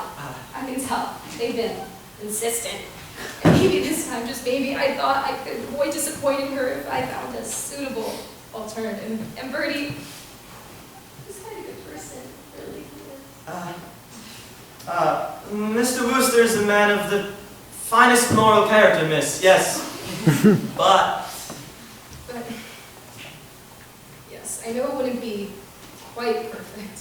But that's the way it always is, isn't it? I mean, if he loves me, and I know he does, but miss. then we can marry, and he'll be happy, and Mother will be satisfied, and I won't have to marry that horrid Blythe. There's no problem at all. And Miss Fignottle, sir. Miss Fignottle doesn't enter into this at all, Jeeves. Mother has made that abundantly clear. But miss. Thank you. Listen, Jeeves. Now, if you'll excuse me, I've got my Bertie at once. Last.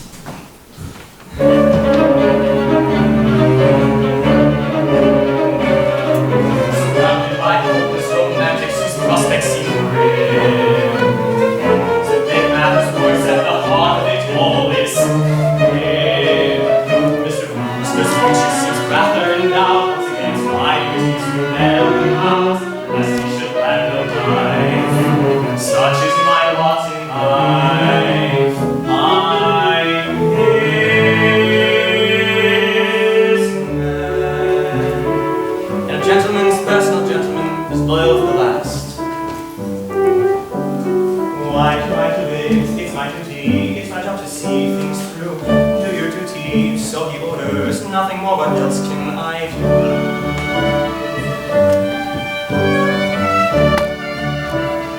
I'm his man. And again,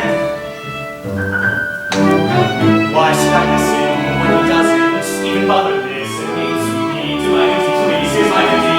Say to him, can't you see that I've been staunch and morally correct for a full affair still? Despite my subtle machinations,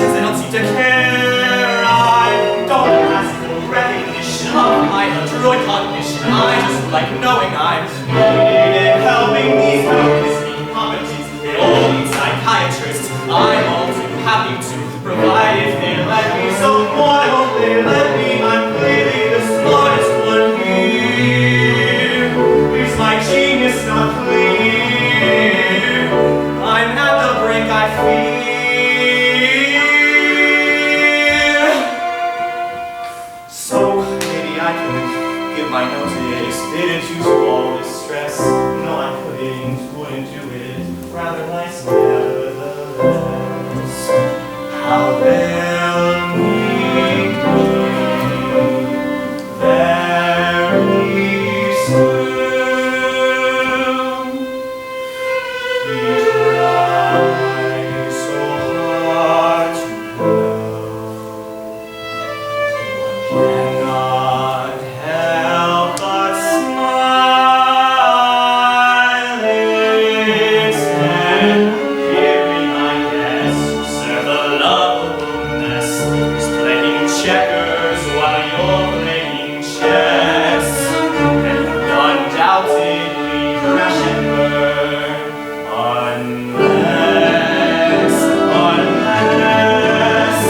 unless I stay on and I'm ranking friends on what is best for him, what a test of my brilliance. Yes, I'm a wicked plan until he gives in and admits after all I'm still his man.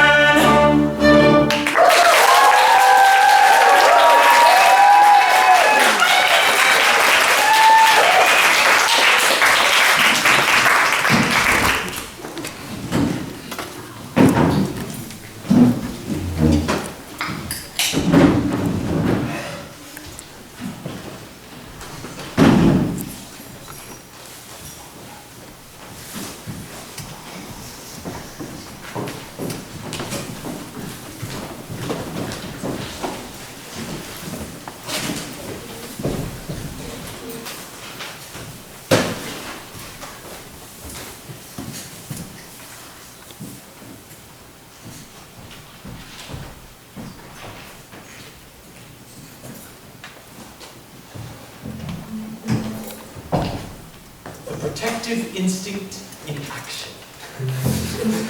Well, old thing. Hello, Bertie. I've heard all about your little dust-up with Tuppy, old girl. And if you want my opinion, I think you're extremely well out of it. I always thought you two were friends. Right? Absolutely not. One was civil, of course, when one met the fellow, but no, a club acquaintance and a mere one at that. The fellow was a tick. No soul, no conversation. And anyone who's managed to pull out a rash engagement with him would consider herself the luckiest girl in the world. Is that so? It is. This low-down bound blossom, the kind of mean to blossom, is to be frank, the sort of rain a man beyond caution, a frightful boy can hopeless coop, to step in and renew. For goodness sake, your words should have a woman. You speak such awful slander, and you tell me propaganda. What quite agree, it seems like every day he proves to blunder. This is wrong, this makes no sense, you're supposed to rise to his defense. How nice this is, at least she's speaking candor. Angela, wait! So! Sorry! Been here long? I have! Then I like leaning on it, so it seems to rest the spine. In about 2 seconds, I'm gonna kick your spine to the top of your head!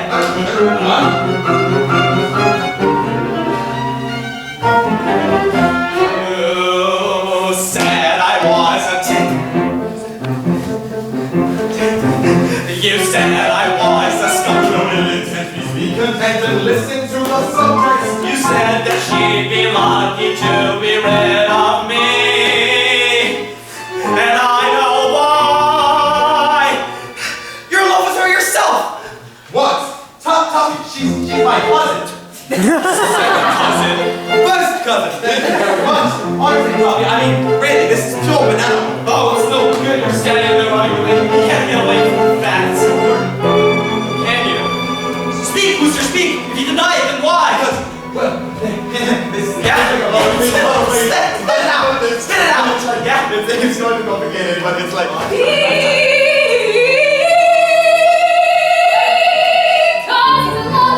What? Quite, yes. And rather... Is this true? Quite true. In fact, Mr. Glossop goes back in 24 hours ago in this very garden, and I was forced to turn him down. Turn them down, eh? That's right. Well, all right then. Sorry to Troubled you, but then who? Oh, Bertie! If you see Mr. Glossop anywhere, I wish you would give him these. It's nearly 10 o'clock and he hasn't eaten a morsel since breakfast. I'll just leave them on this bench. How still and peaceful everything is. Oh, my poor darling birdie, how you must suffer! My dear, steady on the familiarity. Make your Gussie be strong. Oh, birdie, how noble you are! You have such a splendid, chivalrous soul! Oh, no, not at all. But you have. You remind me of Cyrano. The chap with the nose? Yes, he loved, but he pleaded another man's cause. Only decent of him. You were like Cyrano in many ways, birdie. So kind, so thoughtful. Yes, I think after all, I could very well be your wife. No. Oh, him you are, but it's true. Of course, you must understand I can never truly move on from her. But I can assure you, at least, your life will be one of marital bliss. And perhaps I would not find such an arrangement so disagreeable myself. Right, I say, what's up to do about it? Must be off. But it's not even new. Where's you gonna see all the happiness to the bed? Oh, happiness. Yes, I'm the only dream. Sometimes. For God's sake, Ellen. Yes, you're one of my oldest friends. No, it does not give me the right to harass my wife and to be my house guest and steal my Mr. Lay off, Tom, lay off. I am in no mood for idle chatter. idle chatter. The voice of the people, champion of the common man, dreams and blood, from every steeple, he's the final calling, God's great plan. Miss me? Finally, he's here. Indeed I am. Hello, Eleanor. Hello, Madeleine. Alas, how broken her heart must be. She can't even look me in the eye. Poor girl, poor dear. Now listen here, just who do you think you are? I, sir, I am Raymond Lai, England's eternal champion in the satanic struggle against the forces of sin. And as was so evoked by the serpent and the apple, there is sin lurking even here within your verdant garden corridors. Robert, why? Tom, round up the hill. A serpent, aye! A poisonous viper that has dared to worm its transgressive influences into the mind of our dear friend Madeline Bassett, perverting her thoughts from those that were once pure and once pious to those of immorality. A low-down snake in the grass, better known as Gussie Fink Noddle. Gussie me! You! Oh, not so fast! I didn't do anything wrong. Nothing wrong! And did you not stand laughing, Noddle, in cold blood just last night and shudder the heart of the sweetest, prettiest, most wonderful girl in all of England? Did you not dry those enchanting eyes of hers to tears? And now you have the unbridled gall to stand there and say you've done nothing wrong. You are a heel, Fink Noddle. A heel! Ah, good. You're learning. But even that will not save you from retribution. Right, I'm nothing about this. I want you to write wrong and private property. I want you out of place. Madam, I give myself the right. My people are here to usher Britain into a brighter tomorrow, no matter what personal sacrifices you may have to make along the way. Britain is not what it once was, my darling lady. It's fallen prey to lechery and vice. Never fear, your dear friend Raymond Blythe has arrived to give you all some solid advice.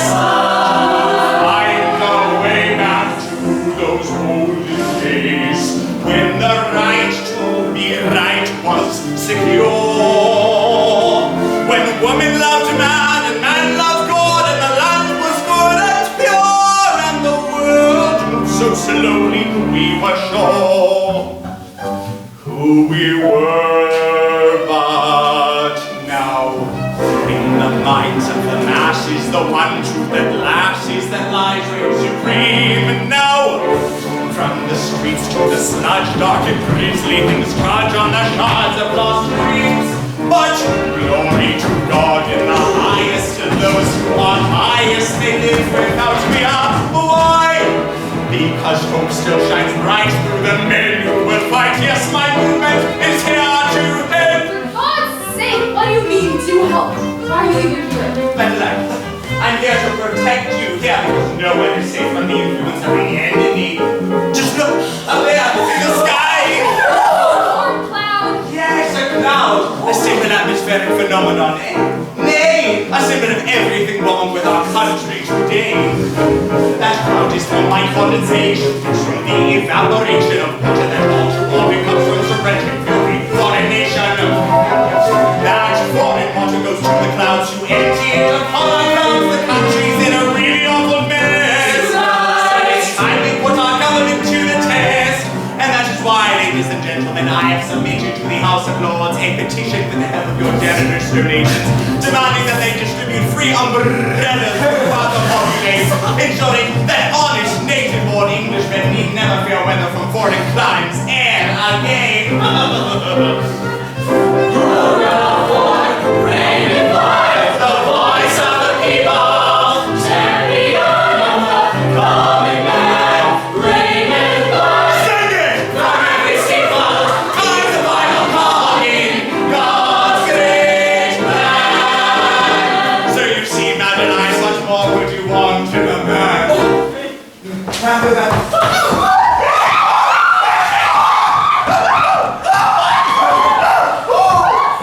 There you are.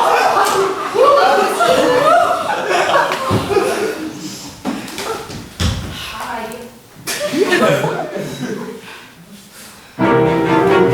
So tell me, dear, what's your opinion of my pick my coterie? My name is take notice before you answer the man will soon take a plate of Indian. Take a plate of India. All pretend it's for the taking and we'll reshape it. What I mean, surely now you have to be impressed, right? I mean, my dear, you're standing here with the best. I'm No, going. you are not Madeline. I'm watching you. What is that sound? Oh, the wind is the music. Sinners, it splits us apart. Wait! What's that smell in the air? It's the rot of despair as the righteous lose heart. Look! What's that light in the sky? It's your friend Ravenblind as he descends from above. Go! Praise the Lord and amen. As this champion of men, what is there not to love?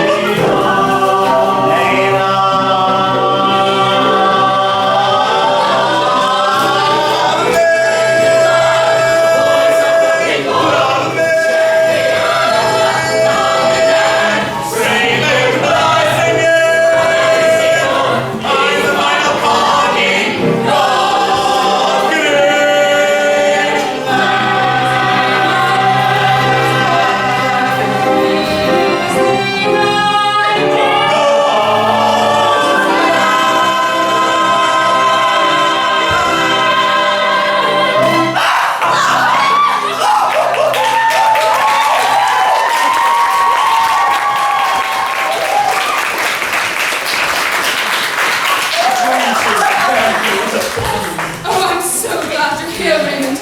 Your help will make this ravenous think-knottle creature pay for what you did to my daughter. Oh my God, she hasn't done anything.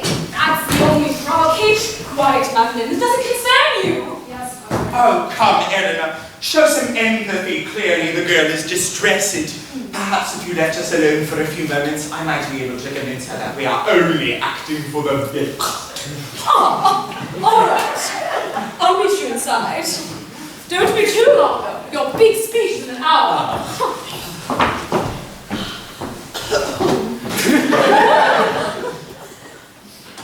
Hello, Mr. Blythe. Oh, please, darling, do call me Raymond. Old friends like us, there's no reason not to be on familiar terms now, is there? I suppose not, Mr. Blythe. But enough about that. Let us discuss the celestial bodies. I beg your pardon?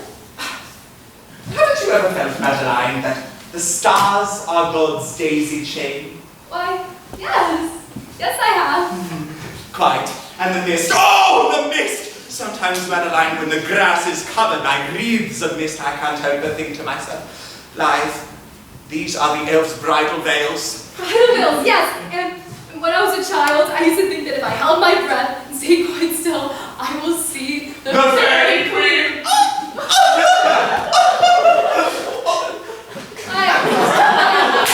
How remarkable this is. Us believing all the same things about elves and fairies and all that. It's like you've read my mind. I've spoken with your mother at any rate. What's that? Oh, nothing. Just these are the sorts of things I think about in the evenings, Madeline. Ah, those cold evenings when I pace the meadows with heavy tread, wishing that I had someone to love.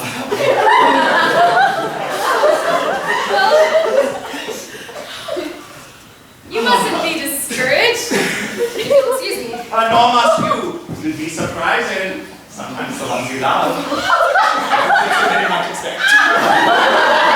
Why? Please. You know that I love another. Yes, I know. It baffles me to the depths of my core. Why, Madeline? Why do you insist on loving that cringing whelp when there are real men to be had at hand? She's not a cringing whelp, Mr. Blaine. She's a beautiful, thoughtful, passionate woman, and I dare say she's more than a man than you ever hoped to be. Oh, Madeline, you mustn't let this female turn us against each other. That's how the enemy wins, you know. They drive wedges between good, compatible citizens like you and me, just to compensate for their dreary, wet, unfortunate, umbrella-less existence. What are you all still doing here? I thought you were just thrilled. Just for the song, go back to the hotel. Sorry about that, Madeline. Madeline? Imbeciles!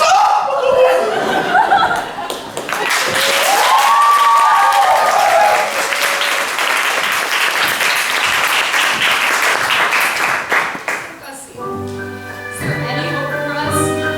Is this romance doomed before it began? Sometimes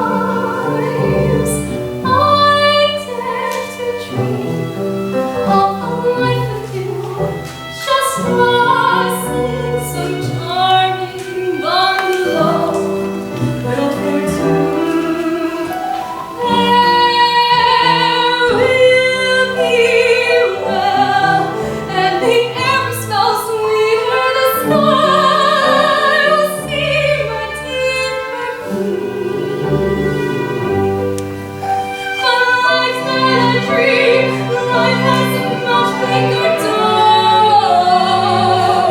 It's time to return to the real world and realize I am alone.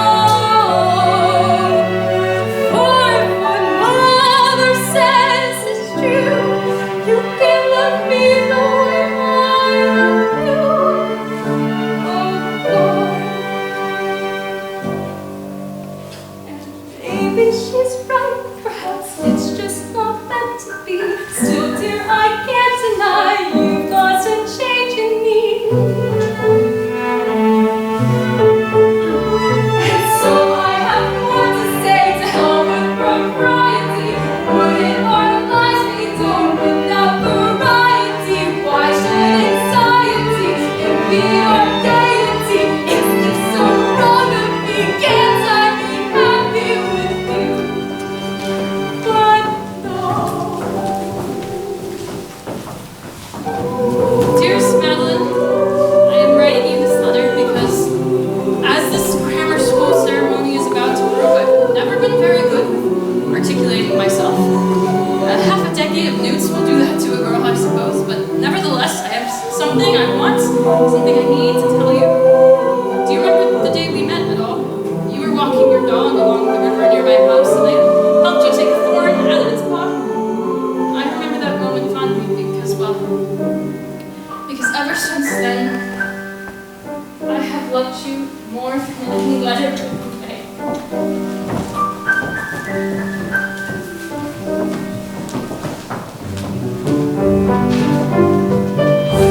And maybe it's selfish to spring this on you, my heart. I dream of life with you, and you've got too many worries to put on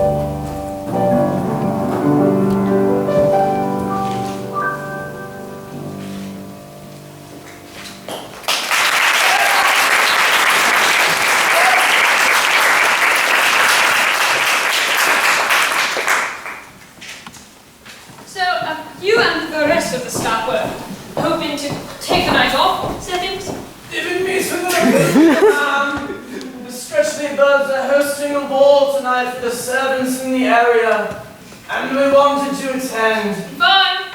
Dance away. Dance to your heart's content. Now shove off. Very good, ma'am. Thank you, ma'am. My darling Springboard. And the supreme moment has arrived, my dear. How are you feeling? Quite prepared? Oh, this blasted speech, no. I don't, Miss Travers, I don't feel prepared in the slightest. This bet of yours is still on, I suppose. Yes. Pretty definitively, I'm afraid. Eleanor's made the requisite donations, so the governors have made the requisite requests, so Blight's all lined up to make the opening remarks. Which means it all comes down to you now.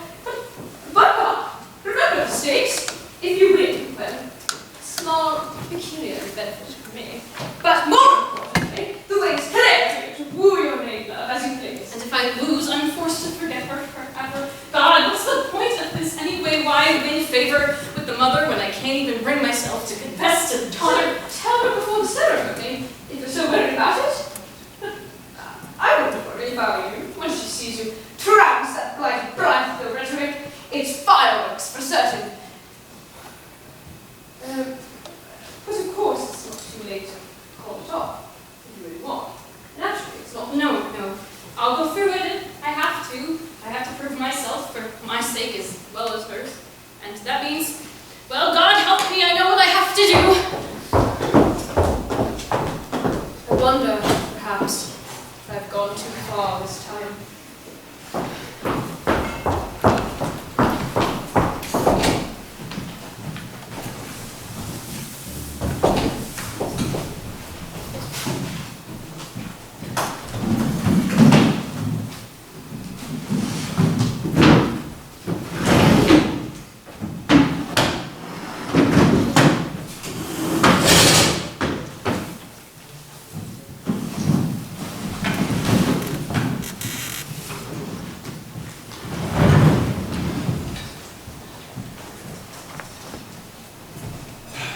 Right. Whiskey-laden orange juice fully prepared, Jeeves. All that remains is to find old Gussie and see if she bites.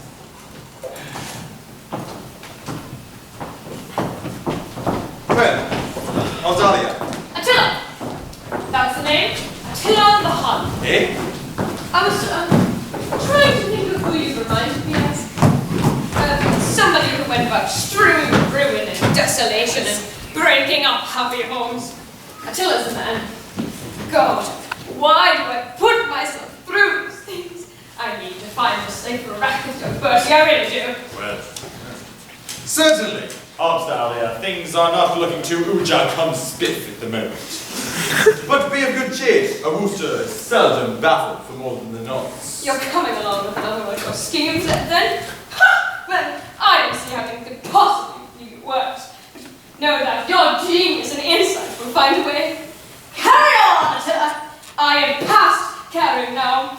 I shall even find a faint interest in seeing what darker and profounder abysses of hell you could plunge my home into. God, go to it, lad, and hark forward! Deuce, oh, she seems upset again. Ah, Delcy, long girl. What ho, Bertie? I guess, Bertie, you will be glad to see that your theory has been tested and proved correct. Have you been having a drink? As you advised, unpleasant stuff, but I'd be the last to deny it. Cleans up the system. I can buy it later. What'd you have? Whiskey. At least that's what it said on the decanter, but I have no reason to suppose that a woman like your aunt, staunch, true, and British, would deliberately deceive the public. A whiskey and a soda. Well, you couldn't have done much better. Soda? Well, that never occurred to me. I just slipped into the dining room and drank out of the decanter about 10 swallows. 12 maybe, or 14, let's say 16 medium-sized gulps. Gosh, I'm thirsty. Is that orange juice? I don't think you want this orange juice, Gussie. Nonsense. Give it here. Yes. Oh, well, I must be off. Got to prepare. Toodle pip on this stuff. What happens now, Jeeves? The mind boggles, sir. And now, before the preliminary speech festivities begin, I am proud to present Redmond Blither, who will be delivering a short primary speech. Please welcome Mr. Blather.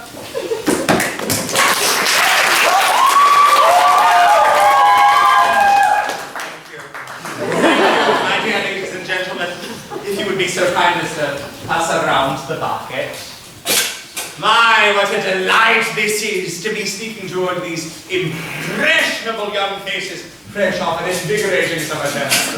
Did you have a good term, Sonny? Don't be shy now, speak up. You have a face like a fish! Yes. Well, thank you for that. On to the speech. Friends, the day of judgment is upon us! You may say in an unbearable burst of nitpickiness, but what will we do with all the extra land that'll turn up if we are to drain the channel with the two dams at either side? And immediately the answer presents itself. Root vegetables in a feed a nation. All right, thank you, Mr. Blather.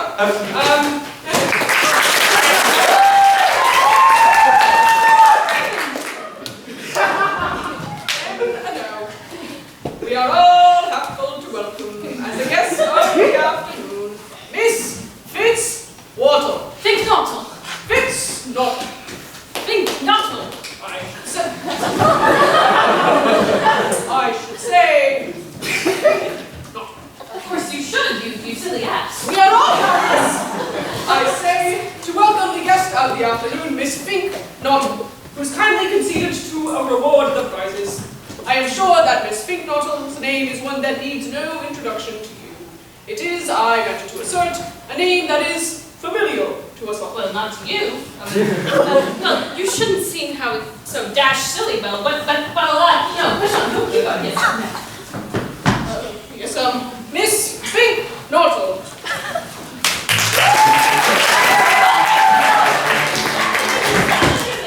Stop it! I have a little. Hold this. There's a big announcement to make. Madeline! Can see?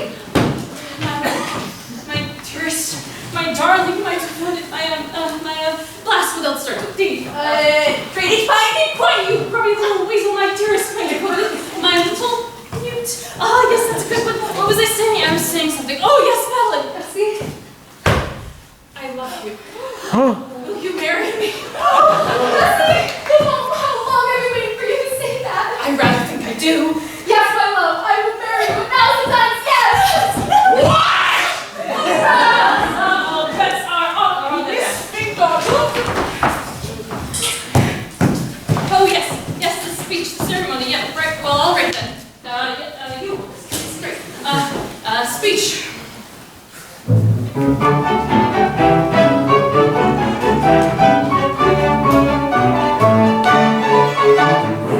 Ladies and gentlemen, and boys and ladies and dearest friends, I've been compelled to present a few auspicious words.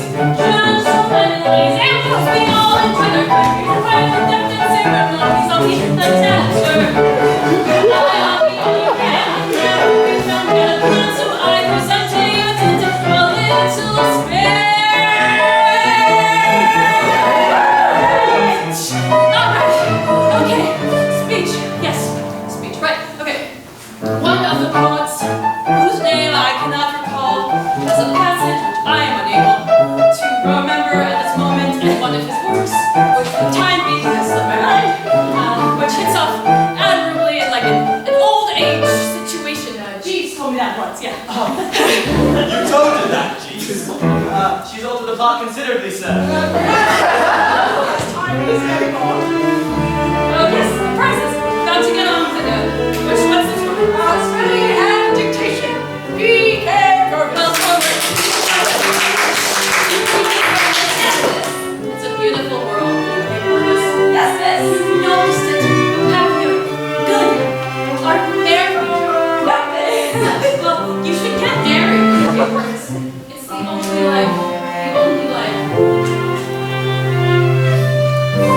Yes, life is beautiful when you're married. It's the only life to live. So pursue it quick, and maybe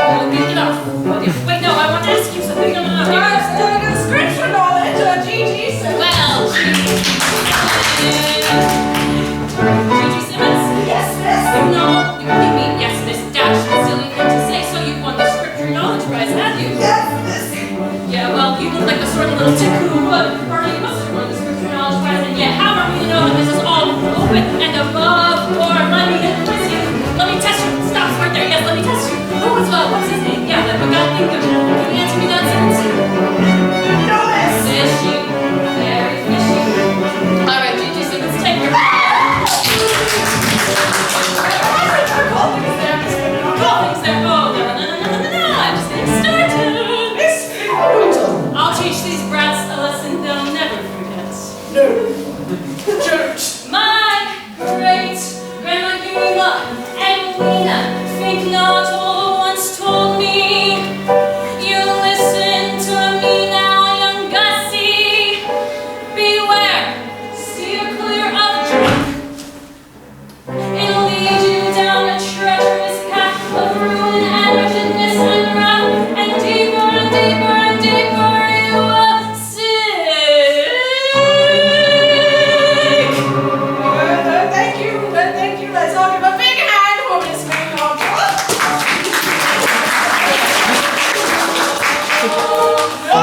Children, to my words, getting drunk is the birds. I don't think of the devil's play. Things alcohol can make you say things that you must forget. Don't you forget them too, I bet still. They'll come back to bite you. Past transgressions can't spite you. The mind my bed is made, the stone is good, I gave for. Well, children, this is an awful I say. Oh, never mind the show. Come on, everybody. You've got no hope of winning unless you stop your sitting. Don't lie, don't cheat, don't gamble. That's just a preamble to what exactly what would you think? If you want to stay pure, just resist the allure of drink, of drink.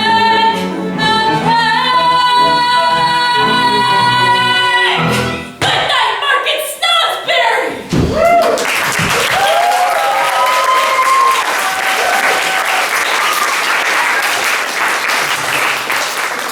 Why, it's a disgrace! A bull!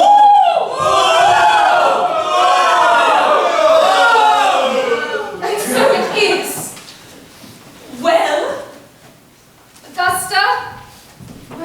Madeline, my little drainage pipe. Augusta, you are a disgrace. What? No more words, please, no more. You've had your fun. I expect this is all this was to you. A bit of fun. Even proposal, that was just another drunken inanity. It's funny. For a minute there, I really thought I had true love on my hands. Just like you write about in the storybooks. I really thought we could be together. How would anyone ever way? The fantasy has been shattered. Shattered alongside all my silly, girlish dreams of any type of romance. Goodbye, Augusta. No, Madeline, wait!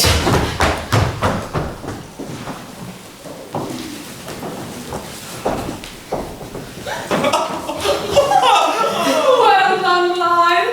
It looks like you've just won me my wager. I'm happy to oblige, and now to twist that despicable fig-knottled creature into a pretzel! Oh, don't bother. That's aside, little dalliance with Madeline is decidedly through. Oh no! No mercy, Eleanor! She made Madeline cry, but on my soul, she shall not live to regret it!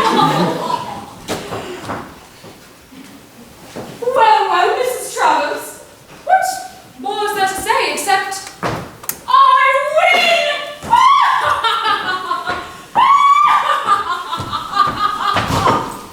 To you ask when I get my hands on that big bottle of yours. Bottle. After that exhibition, I shall think of her as bottle and nothing but bottle. And when I get my hands on this blasted bottle, I am going to wring her neck like a corkscrew. Oh, really now?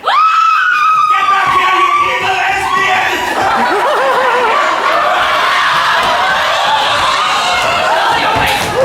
Blast it all!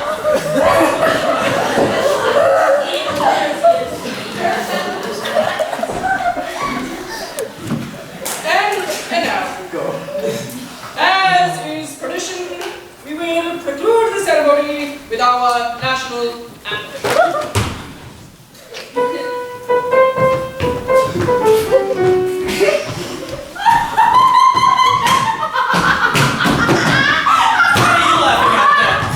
That speech pattern wasn't even a scream. Most what I've had at the Milan's shindigs in years. Oh, please, that was nothing. What about that graduation ceremony? I opened by singing comic songs.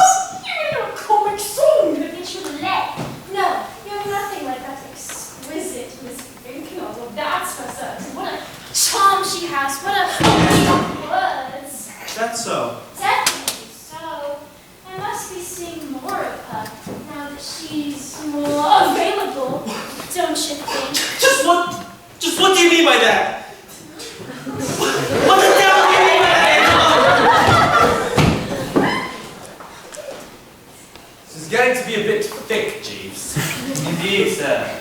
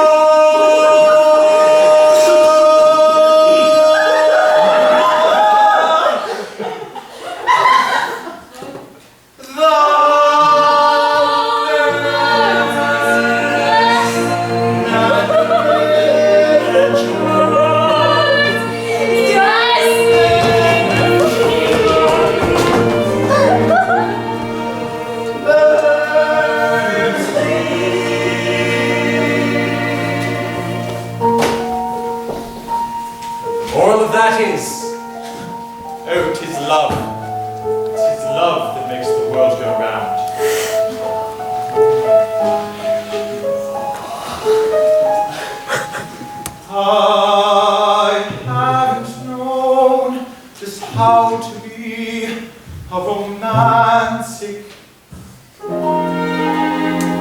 Yes, I've had the occasional girlfriend, but no one could ever quite stick.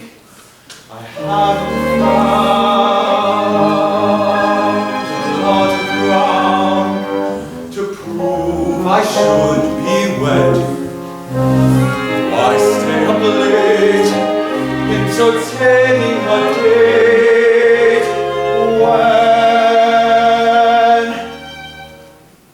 you could be reading in bed? For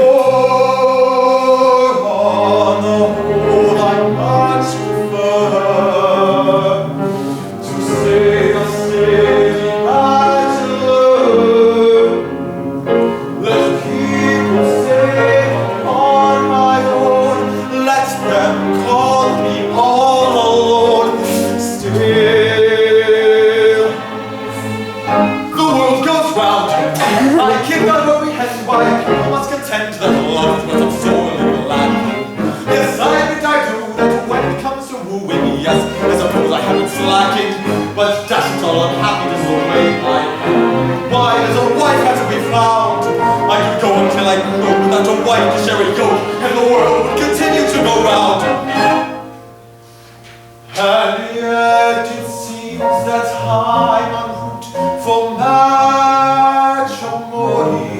I have to tell her now, no time to stand on ceremony.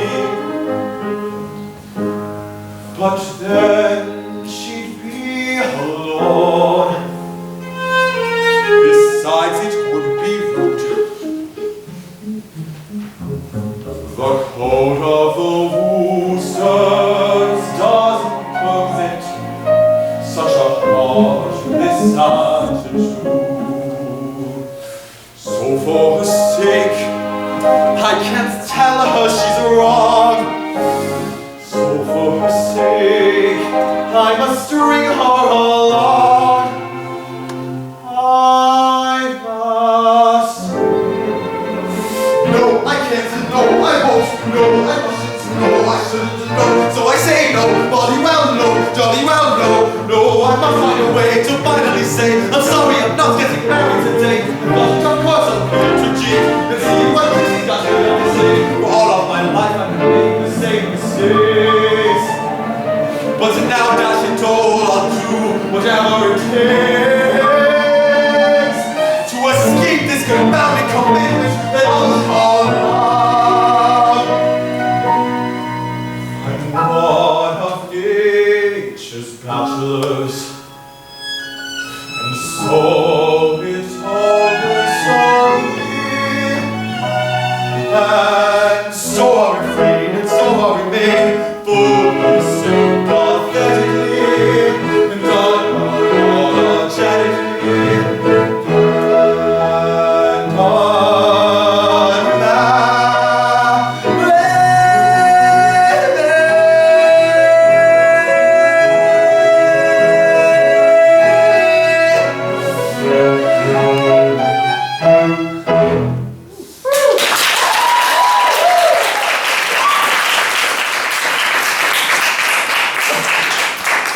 Well, who's telling the story anyway? You, of course, sir. But that doesn't mean you have to do it alone. Jeeves. Jeeves, thank the Lord. Jeeves, I'm a bit up against it. I'm engaged. Ah, I hope you'll be very happy, sir. Don't be an arse. I'm engaged to Miss Bassett. What's to be done? You hesitate. Jeeves, why do you hesitate? Forgive me, sir. I was operating under the assumption that this was the sort of affair you wish to handle yourself. What? My instructions, sir, were to focus on my duties and leave all matters of problem solving to you.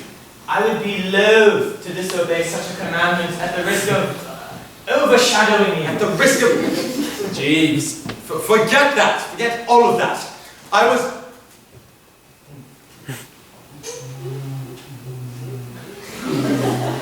Wrong! Ah, very good, sir. In that case, if I might venture forward my plan. What? Already? You astound me, Jeeves. Let's have it. The device with which I have in mind is one that I have already mentioned to you, sir. When have you ever... Good Lord. Not the old fire alarm thing. Precisely, sir. Now, as I see it, the occupants of the house, upon hearing the fire alarm ring, will suppose that a conflagration is broken out.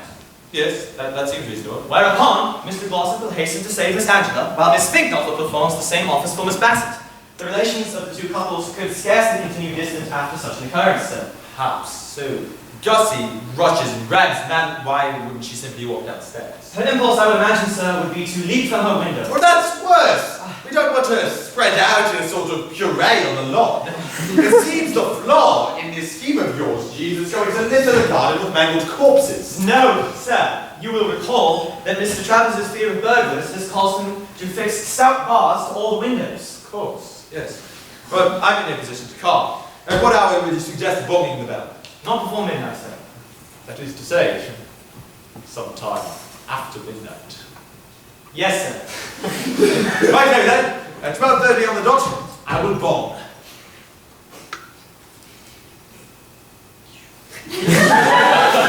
Very good, sir.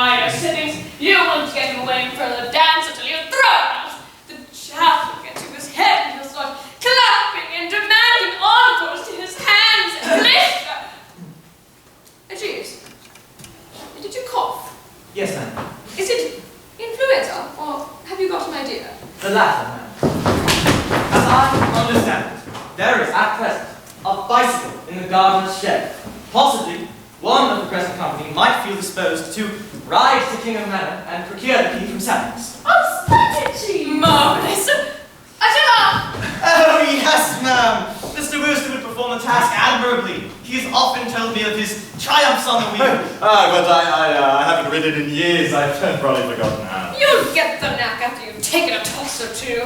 Trial and error, the only way. But it's my little finger. So the sooner you're off, the better. Bertie, But dear. that is. Bertie, darling. Yes, but that is. Bertie, my sweet. That's all right. Yes! So, Jeeves, wait, he's the published. Tommy, Angela, Gussie, and not on speaking terms, and self-faced with 8 mile. Aye, Lisa. Give me the blasted machine, Jeeves. Right. Are the tires inflated? Yes, sir. Then I'll firm the brakes in order the sprockets running through with differential gears. Yes, sir. Right, Jeeves.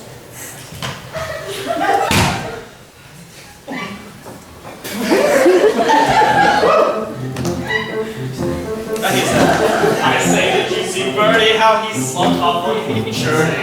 With his mud, his plans are done, wind up lovely daddy. That's what he gets for loving us out. So what will You selfish slouch. Did he hit a hedge? Poor Bertie!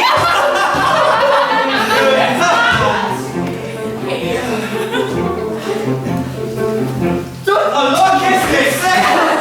Poor Cosmo's soul wonder we haven't in comments this hour. Hello, back from the dance already? Maybe I'll slump. My corns say he begun to act up again. Now I'm off to bed.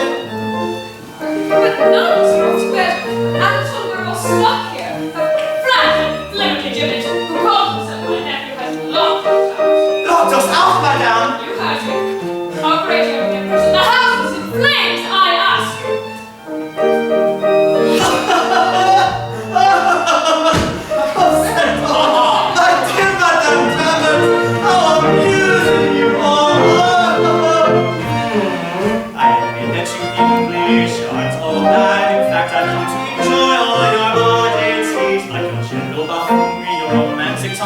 And of course your sweet sense of priorities. And don't forget honest quality, our utter devotion to you. What? Yes, we will be dependent on your pretendant, and we don't resplendent, just feeling transcendent, and if you still attendant, leaving never repentant.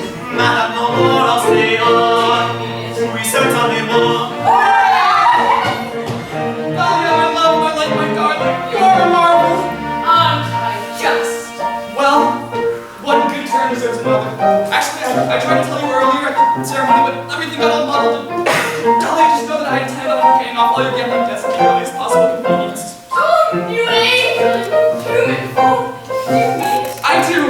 We're in this together, Dolly. I think we could prove in for better and for worse in sickness and in health. You know that. I do. Thank you, Tom. And I swear to you now, you'll never have to bail me out again. From now on, Dahlia travels, walks the straight and narrow, so help me God. Darling! Now we all have our own happy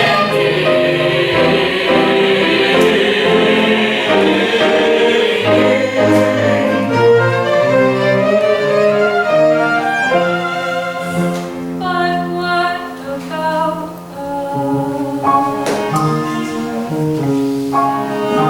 now I've drafted a million letters, try to warn just what to say. I'm sober once more, and my courage much decreased, and my hopes are dashed to pieces on the floor.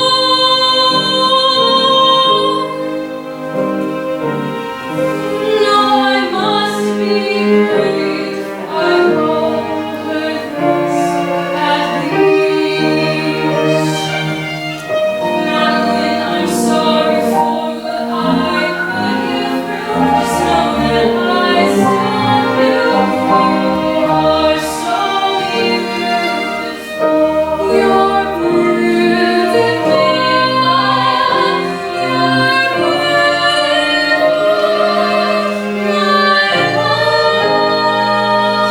You can stop harmonizing right there!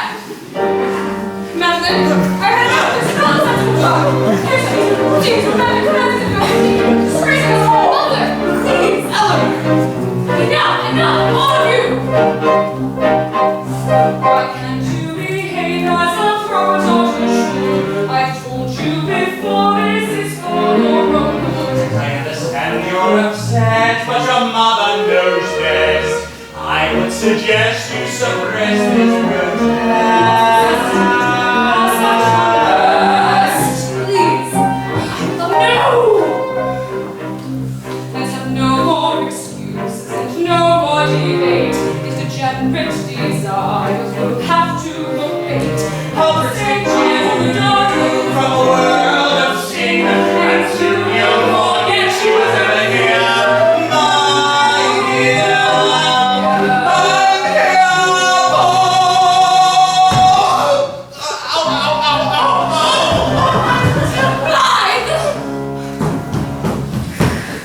Begging your pardon, Mrs. Travers. A telegram for you from the Board of Governors in Market Snodsbury. Excuse me. What on earth?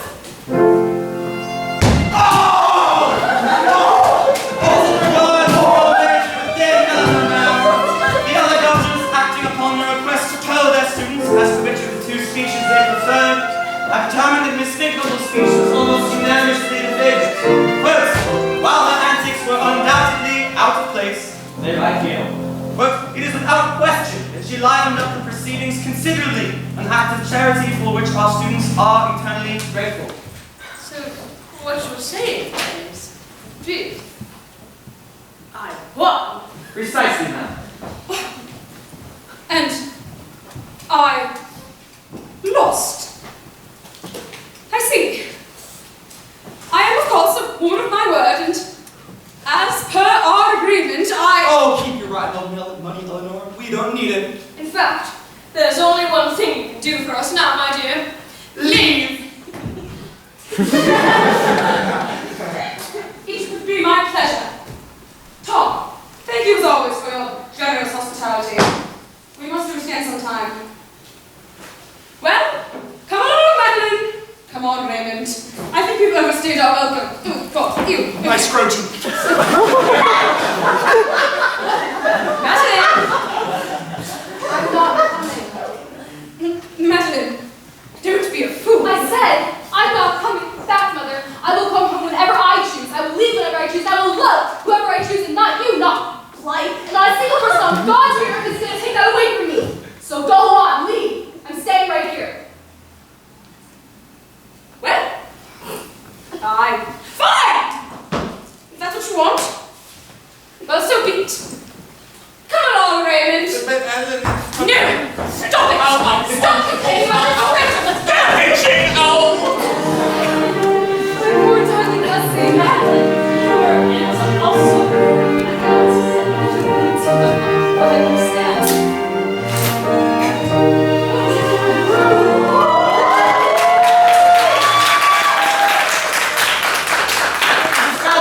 I found the key. What? What? Then what are we waiting for? Let's celebrate!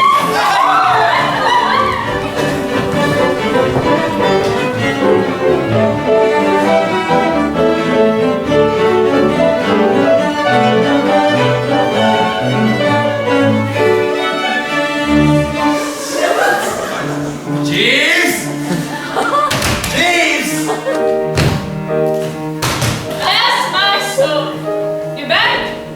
You look like the wreck of the Hesper. Never mind what I look like. You got in, I see. Oh, yes. Jeeves had the key about an hour ago. An hour ago I was! Sergeant tells me he left the key with Jeeves before the night had even begun! Can you believe? And all the backhanded, underhanded... Dahlia Snookums, they're playing our song. Oh, be it just a minute, dear. Close up. Hurry up with that stuff. Coming. What? He's back! Come on, then. Yucks. Heartful. And champagne at the dining room party. What a bitch.